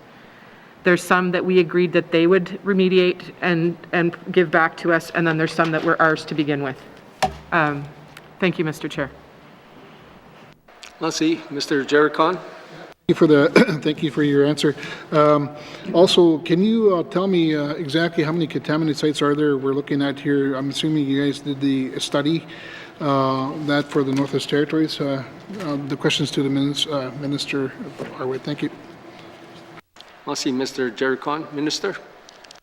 For that detail, I'll turn to the the Deputy Minister. Thank you. Minister. Thank you, Mr. Chair. There were 1,319 sites that were transferred to the GNWT through devolution. An additional 99 sites will be transferred to the GNWT once the Government of Canada has completed the remediation work to the GNWT's satisfaction. A further 20 sites are being negotiated with the Government of Canada regarding responsibility. And I've already mentioned the different categories of the sites. So thank you, Mr. Chair. Merci. Mr. Jericon. Thank you for that. Now that you told me those numbers on that, has your department, or to the minister, has your department gone out to figure out the actual cost to remediate these mine sites in a broad number? So we don't know. I don't see any numbers here, but I'm asking that question to you. Thank you. Merci. Mr. Jericon, since you're kind of new, I'll direct all your questions to the chair. And then when you're done your question, if you can just indicate that you are done by saying thank you or recognizing the chair. Merci. We'll move along. Minister. Thank you. So before I put my foot in my mouth, as when the member was asking the question, I thought we were just talking about the 6 sites and not the whole gamut. But for that detail, I'm going to turn to the Deputy Minister. She has the numbers, I believe. Thank you, Mr. Chair. Deputy Minister. Thank you, Mr. Chair. So to be clear, these are not all mine sites. Some of these are just small sites on the landscape. And the GNWT uses a risk management approach, and we work with finance and other departments on that. And there is a liabilities fund that can fund some of the remediation, but the decisions on what will be remediated, are dependent on the level of risk. So we prioritize high priority sites to action with the funding that we do have. Thank you, Mr. Chair. Merci. Mr. Jericon. Thank you, Mr. Chairman, and thank you for that clarification earlier, because I was the chairman for the Impact Review Board, and I've been through that as well. So, thank you. Another question to Mr. Chairman is that now that I guess I want to know how's the department working with the remediation portion of it once they identify this and to figure out the costs and that. How's that work going to be going let out? Is it going to be done through contracts, or can that be done through working with Indigenous governments and that kind of thing? Thank you, Mr. Chairman. Merci, Mr. Jericon. Minister. So, depending on the projects, we were working with a variety of options, and again, it depends on what project we're talking about and how we're doing it with it. We do have conversations with various organizations and governments moving forward on it. So again, until we have specific sites that you're talking about, we look at the whole gamut moving forward. There's a number of options available to us. But I really need to stress, if we can work with Indigenous governments as best we can, we do that there. So, but for further detail, I'll ask the Deputy Minister to add to this. Thank you. Merci, Deputy Minister. Thank you, Mr. Chair. So we use GNWT procurement policies for the GNWT remediation work that is ongoing. So there's the BIP policy. I think we're doing a lot of work these days on the remediation economy with our fellow departments of Finance, ITI, and ECE, looking at opportunities for remediation economy for Northern and Northern Indigenous businesses. And there's been a bunch of work that's been done through Giant Mine that we're learning from as well, related to Indigenous involvement in Indigenous businesses and also Northern businesses in that remediation project, which is very large. So there's a number of different things that are going on to work with Indigenous governments related to the remediation economy. Thank you, Mr. Chair. Merci. Mr. Jericon. Thank you, Mr. Chairman. I guess during your investigation and trying to determine the type or magnitude of reclamation you guys are looking at, I guess I'm wondering, once you guys determine, say, Ptarmigan Mine, if that used to be a gold mine, and I'm assuming that there's probably tailings, et cetera, and similar to the giant mine. I just want to know if, at what point do we say that this here needs to go to environmental assessment? Because to me, when you start reclamation, it is a big project, and I just want to put that out there. Thank you, Mr. Chairman. I see Mr. Jericon. Minister. Detail, turn to the Deputy Minister. Thank you. Deputy Minister. We would apply for, thank you, Mr. Chair. We would apply for, maybe I'll just take it back a step further. So we would do work, and we would do a human health and environment risk assessment and a remedial action plan that would outline what we would do for the site to get it to the conditions that are agreed upon. And then we would get a land use permit, and during that land use permit, it would be screened. And if it was necessary, then an EA would be called. Thank you, Mr. Chair. Merci. Mr. Jericon. Concludes my questions. Thank you. Merci. Any further questions from committee on this section? Ms. Whelan Armstrong. I see here in the budget, it says the actuals from 395, the main estimates was different and then it went down. So so for the main estimate for this upcoming fiscal year is lower. What happened there? Why is that? I see Ms. Whelan Armstrong. Minister. For that detail, I'll just turn to the Deputy Minister. Yeah, because there's a number of avenues and other lines there that, yeah, I'll just turn to the Deputy Minister. Thank you. Deputy Minister. Thank you, Mr. Chair. It went up 8,000 from the 2021-22 revised main estimates to 2022-23 main estimates, and that's due to collective bargaining. Thank you, Mr. Chair. Merci. Ms. Whelan Armstrong. With respect to this contaminated site, so how many communities are you guys working with at the moment? Merci. Ms. Whelan Armstrong. Minister. For that detail, I'll turn to the Deputy Minister. Thank you. Deputy Minister. Thank you, Mr. Chair. We're working with the communities that are located close to the contaminated sites that we're working on. I don't have the exact number in front of me at this time. Thank you, Mr. Chair. Merci. Ms. Whelan Armstrong. That's good. Thank you. All right, committee. Let's see what happened here. Mr. Simpson. Thank you, Mr. Chair. Now that I know which section we're on. Contaminated sites, I'd just like to ask about strategic oil and gas and what's happening with that, and where the department is if we're looking at remediation. If the minister could respond to that. Thank you. I'll see Mr. Simpson. Minister. Thank you. That's very much a lands question, but I can give you that since I'm wearing the hat there right now. It's still in receivership. It's still in the court system right now. So we're not doing anything with it right now. Do we have a plan in place at any point in time? We are working on our plan presently. So yeah, that's about all I can say right now. Thank you. Merci. Mr. Simpson. That's all. Thank you. Merci. There are no further questions on this section. Please turn to page 77.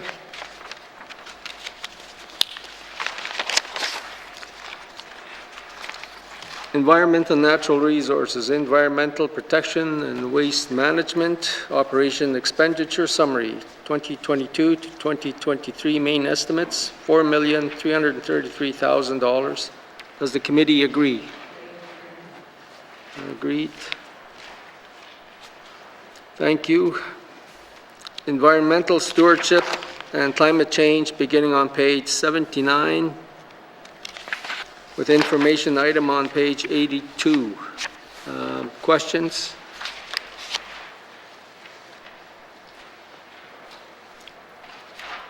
Mr. Simpson. Thank you, Mr. Chair. On page 81, just looking at adaptation plan and climate change community adaptation, and we're looking at roughly 378,000 combined there.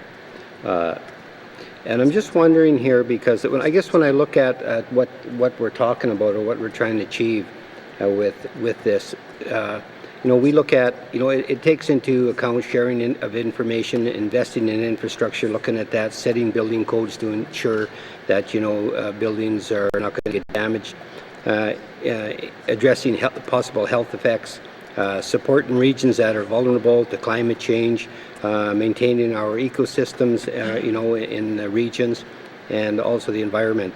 And we've went through years of forest fires. Now we're going through years of flooding. And what's next? Will it be tornadoes, high winds? We don't know. So, we're only looking at at that 378,000. I'm just wondering if that's enough money, or is the government looking at maybe putting some more money into it, considering what's happened over the last few years with flooding and fires? Thank you, Mr. Chair. I'll see Mr. Simpson. Minister? Sorry. Thank you very much. Right now, we feel this is the money that we need to move forward, but my deputy minister put her head up, so I should look at her and get her to clarify that. Thank you. Deputy Minister? Thank you, Mr. Chair. So it's important to note that for things like climate change adaptation, this is just for the coordination and planning element, but there's climate change adaptation work that's being done in all of these sections, right? For wildlife, for water, for all of these different things, and also at different departments. So MACA and infrastructure are also doing adaptation work. The reason this looks a little funny here is because some of the projects that were planned for 2020, 2021 were unable to be completed because of COVID, the project itself. Sometimes it's because the communities we were not able to do the work with the communities at that time. We're always looking for funding from the federal government, and they do provide it, but not always in this line item. Thank you, Mr. Chair. Merci. Mr. Simpson. Questions? Thank you. Any further questions from committee? Ms. Knockleby. Thank you, Mr. Chair. Can the Minister of the Department comment on how the climate workers, I guess for lack of a better word, sorry, brain dead, how their work interacts with the other departments and how they are working to help inform? You've got the expertise in your department, and I know that it needs to be interconnected to others, such as that infrastructure where maybe they only have one of those types of employees. So yes, how can the Minister speak a little bit to that interaction and how they help, and if that they need more resources in order to help inform other departments? Thank you. I see Ms. Knockleby. There's a climate workers question. Mr. Minister? Well, I'm going to go to the Deputy Minister on that one. Thank you. Deputy Minister? Thank you, Mr. Chair. So there are interdepartmental coordinating committees at all levels. So there's a Directors of Climate Change, ADM, Deputy of and Ministerial Committee of Cabinet. We work very closely with other departments, many other departments. We just a year ago got additional positions to help other departments build their capacity as well as our own to do some of the climate change work.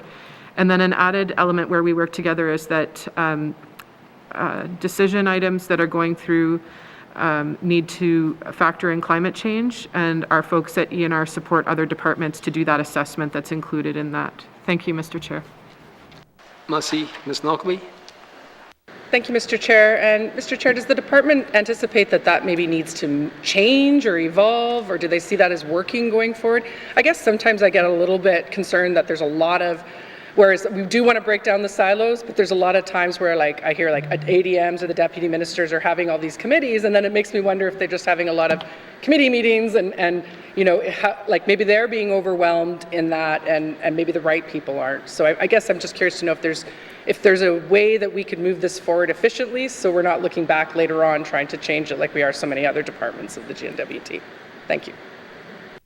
Let's see, Ms. Knockleby, Minister. For that detail, Deputy Minister. Thank you. Deputy Minister. Thank you, Mr. Chair. I think our department has quite a lot of experience working on files that are cross-departmental, and so we're not just sitting, like it's not just at the ADM level, it's at the working level all the way through, so there is that ability for consistency and things to go up and come down within those groups, which is really great.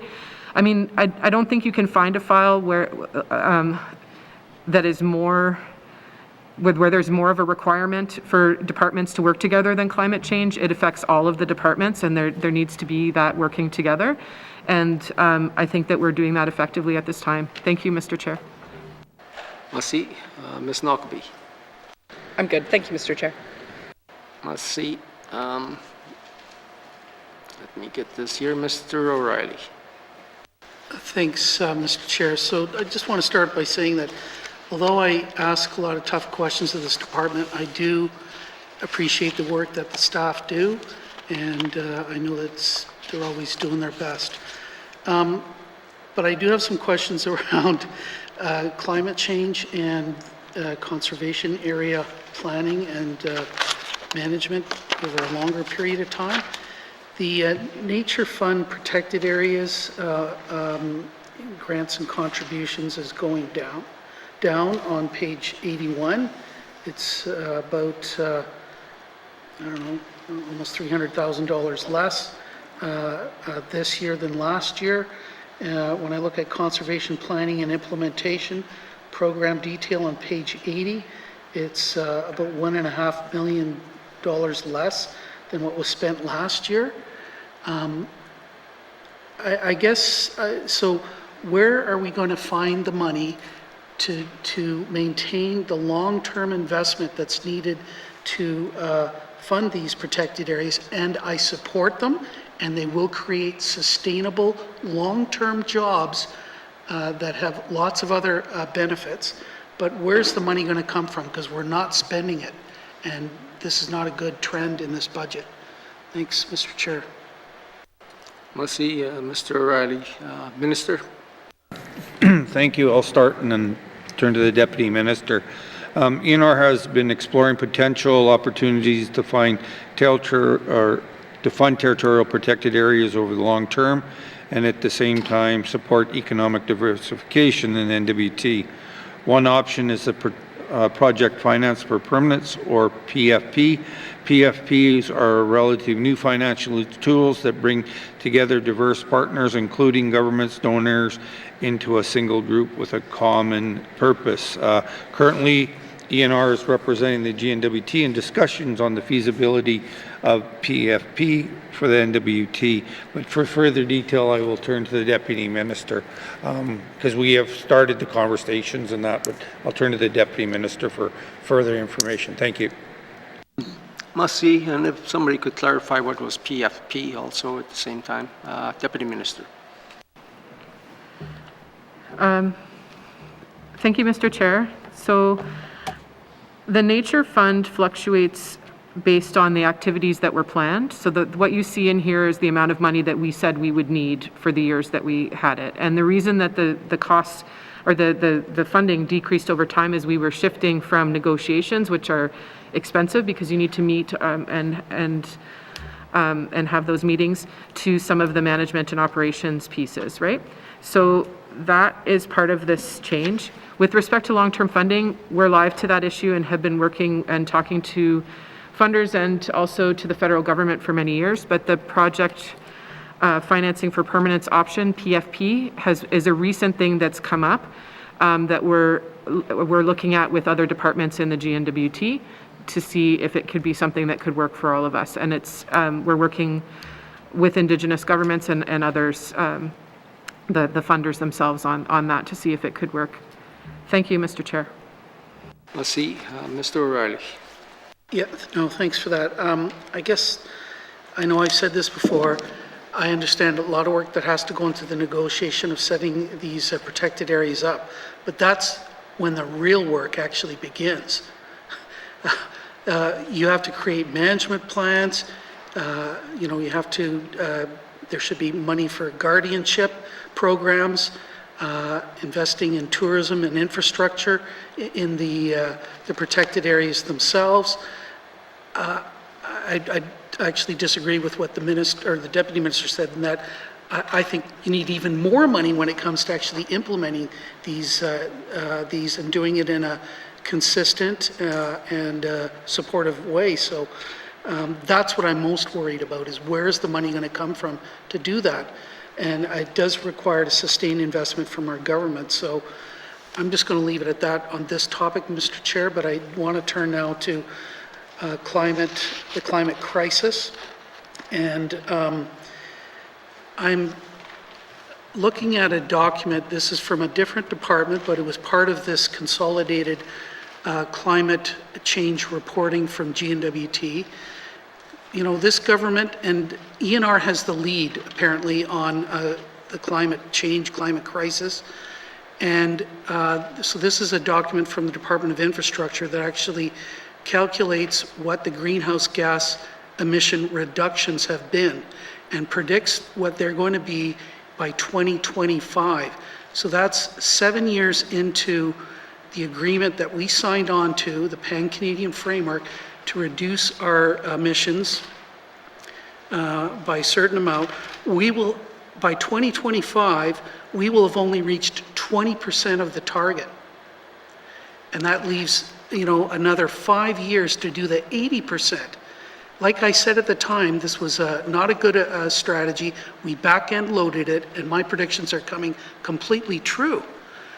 We're going to fail to meet that target unless we change course now.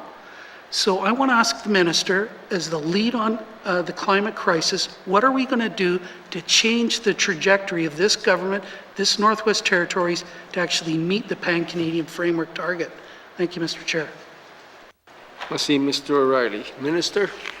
Thank you. So, as the member has said, this is very much infrastructure, and that's part of it. As the lead, we work with the departments, but for detail, I'll turn to the Deputy Minister to explain how we are working collaboratively together on this very topic. Thank you, Mr. Speaker. Deputy Minister?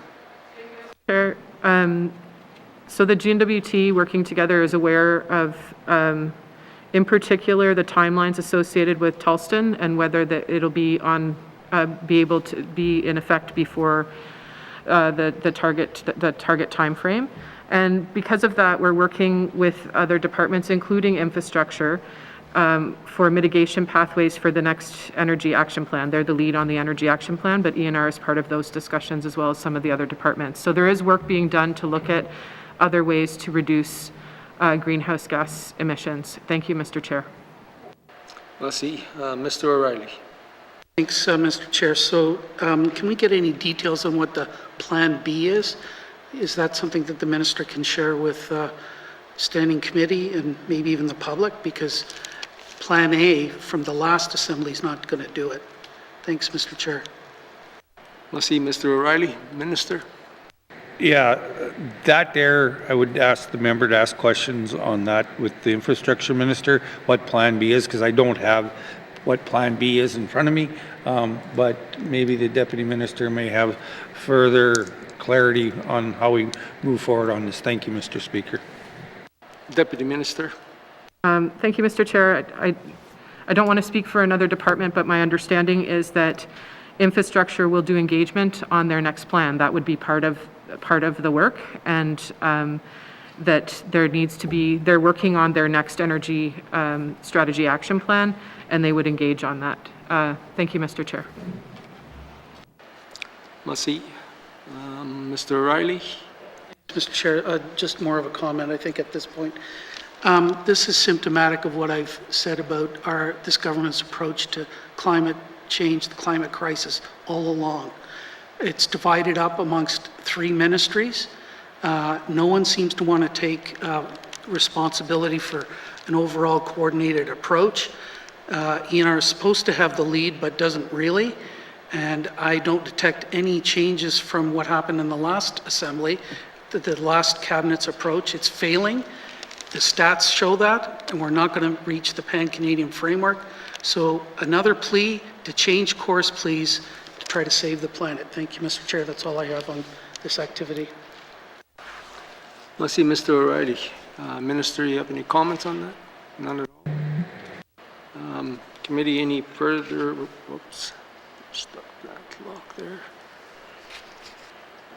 No, if there are no further questions, we can turn to page 80.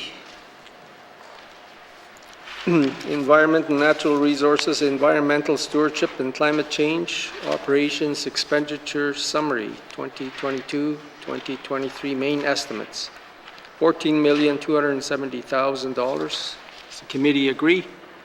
Agreed. Thank you. We'll move on to forest management, beginning on page 83,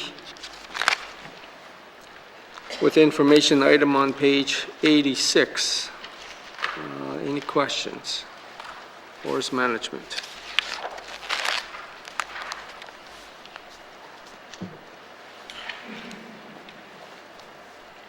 No questions?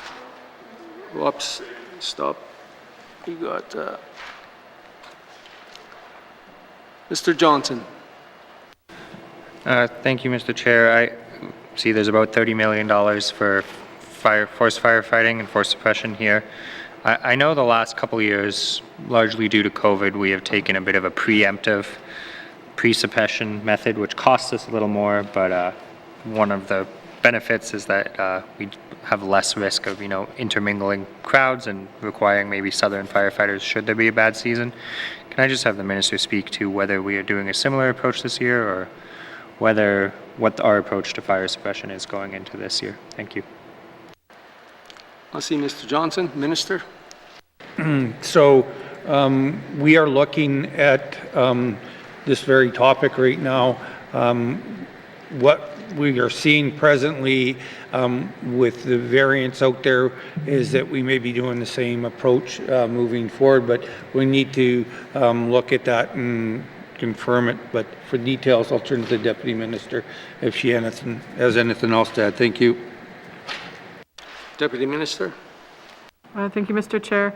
There needs to be some internal discussions with the CPHO to get some advice, and we'll make decisions based on that information. Thank you, Mr. Chair.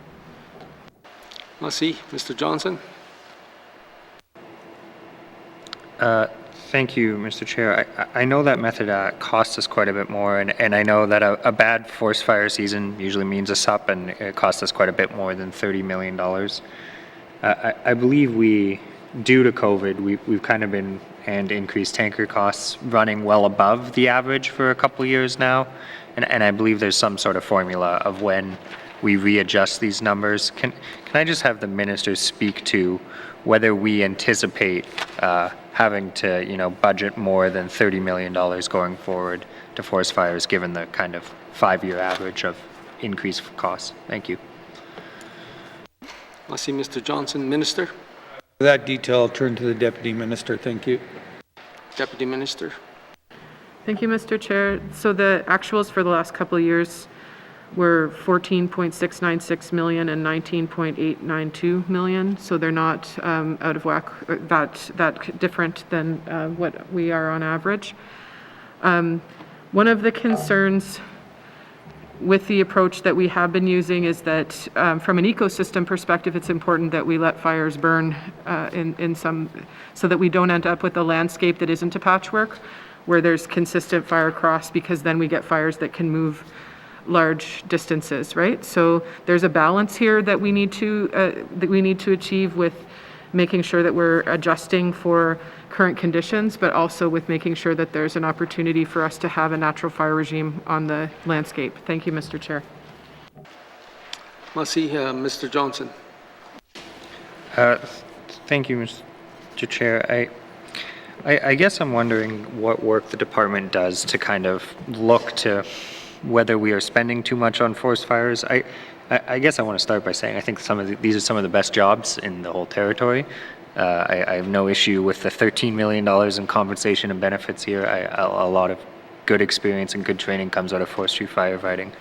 But there is $18 million in contract services here. I imagine the vast majority of that is our tanker contract and our helicopter contract. But in past years, in a bad fire season, ENR has essentially not used that, or is kind of scrambles to find ways to creatively use helicopters because we pay no matter what under the contract. Can I just have the minister speak to whether we've reviewed these contracts for possible cost savings? $18 million every single year is a lot of money. Thank you.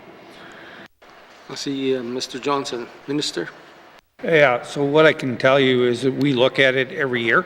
We look at it at the beginning of the year, we look at it at the end of the year, and right now is where we see what's available. One of the things is that what members need to understand is because of the fire season and that, if we don't have the helicopters in the communities or the tankers in the community or the staff in the communities and we don't have contracts, we pay more and we pay big bucks in that. So right now we feel good with what we are, we're budgeting, but there is a process, and I will turn to the Deputy Minister for clarity on the process. Thank you, Mr. Chair. Merci, Deputy Minister. Thank you, Mr. Chair. So I think if the forest management people were here today, they would say that they're doing this on a very small budget for the size of our territory, and that we actually have to move our folks around when there's fires in different regions because we don't have we're not wasting. We don't have them in every single regional center. I think it's important to recognize that a lot of these contracts are for the 802s and the Electras as well as for flights. And in the past couple of years, we've had to increase those because there's been fewer flights, so we have fewer eyes in the sky. So we've needed to actually go out and look to see and do reconnaissance to see if there's fires burning more so than we have in the past, right? The compensation and benefits, we work really closely with Indigenous businesses that provide Indigenous people to fight fires for us. And I think that we're doing this on the smallest budget that we possibly can. One of the concerns that came up last year that's really important to understand is if you don't have them on contract and there's fires in the south, they'll be down south working the fires and we won't have them up here to fight our fires. Now, when we don't have a big fire year, of course we look across the government to see if there's any people who need to use the helicopter time for N.W.T work so that we can maximize the contracts that we do have in place. But often that is that's not available because we're using them all the time for fires. Thank you, Mr. Chair. Merci.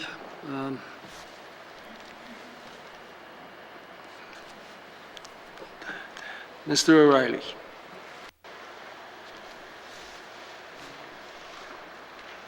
No, I already.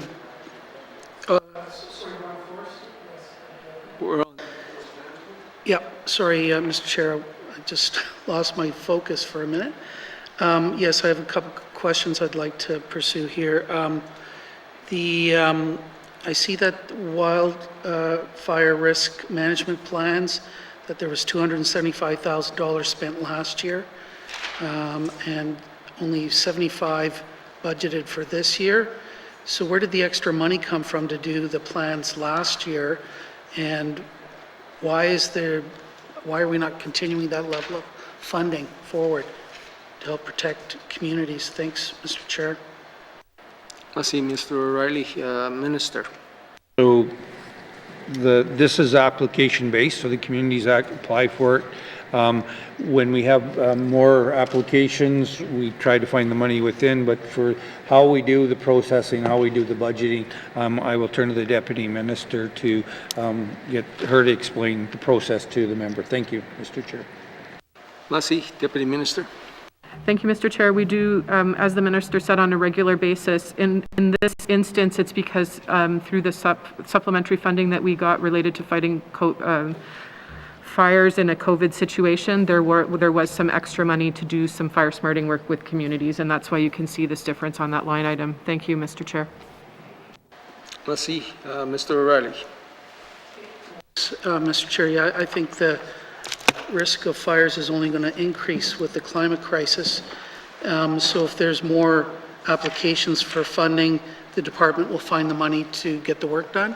Is that what I'm hearing the minister say? Thanks, Mr. Chair. Massey, Mr. O'Reilly. Minister. So when we get the applications, we try to find and be able to work with the existing resources that we have presently, and we try to do that. Thank you, Mr. Chair. Massey, Mr. O'Reilly. Okay, thanks. Well, I guess if I hear that communities are not getting the money, I'll come back to the minister to raise that. But the other question I have is, I had a constituent raise with me the issue of being able to cut wood along the Clecho All-Season Road, and apparently was not able to get a wood cutting permit. What is going on with wood cutting along the road? And why wasn't that sorted out before the road was opened? Thanks, Mr. Chair. Massey, Mr. O'Reilly. Minister. Thank you. So the road project got done quicker. We have 0 to 12 when we're working with the Clecho government. We are trying to work with the Clecho government to set up a plan. We are in a process of working with them. And so we are working with the Clecho government. They've identified issues and concerns. And so right now we have 0 to 12, and that's what we're working with the Clecho government for the people to get permits to go through that process.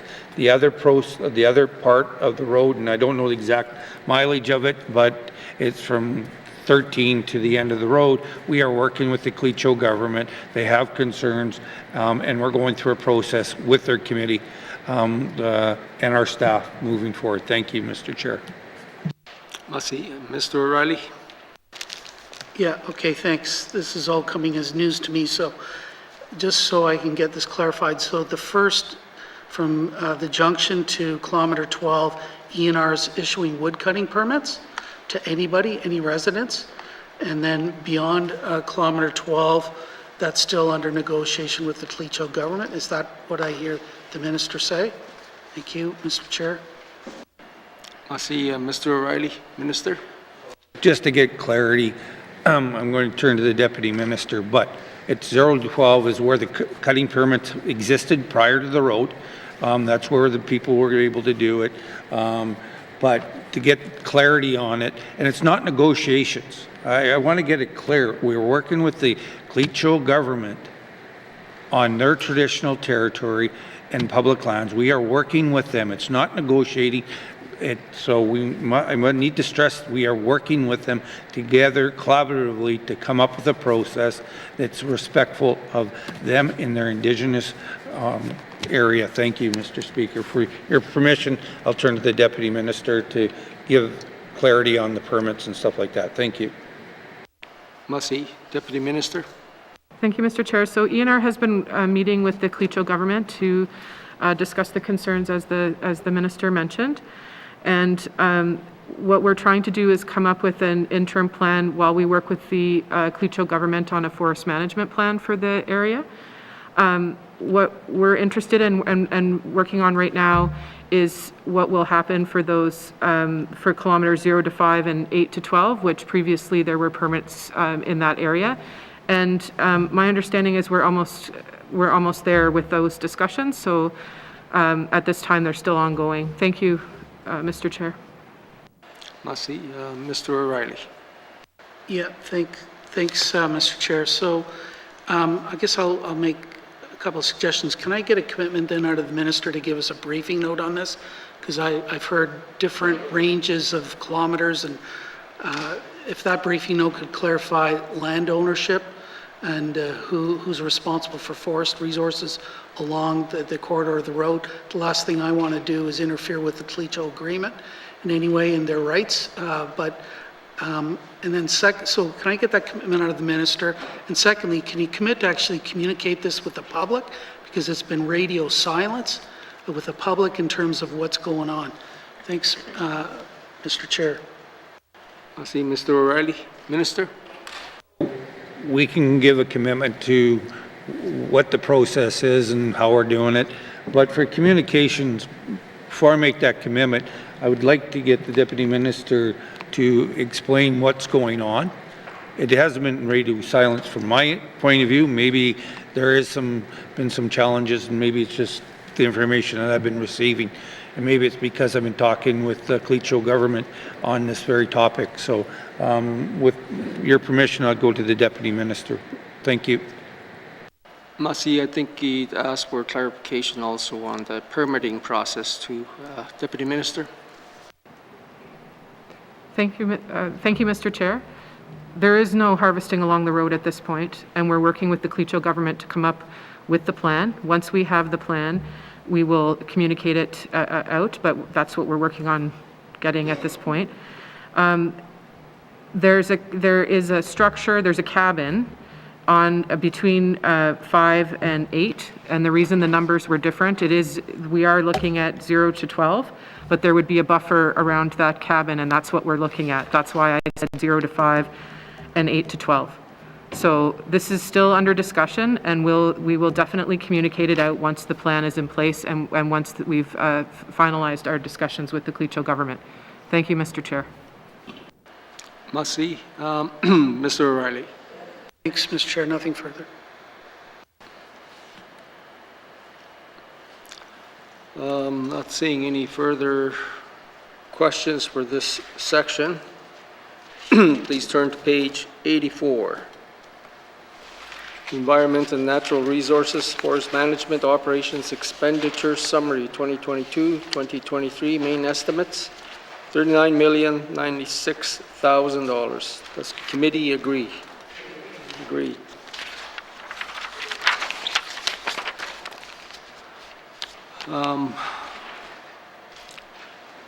We're getting close to our hard stop at 6 o'clock. I'm not sure we want to entertain another section.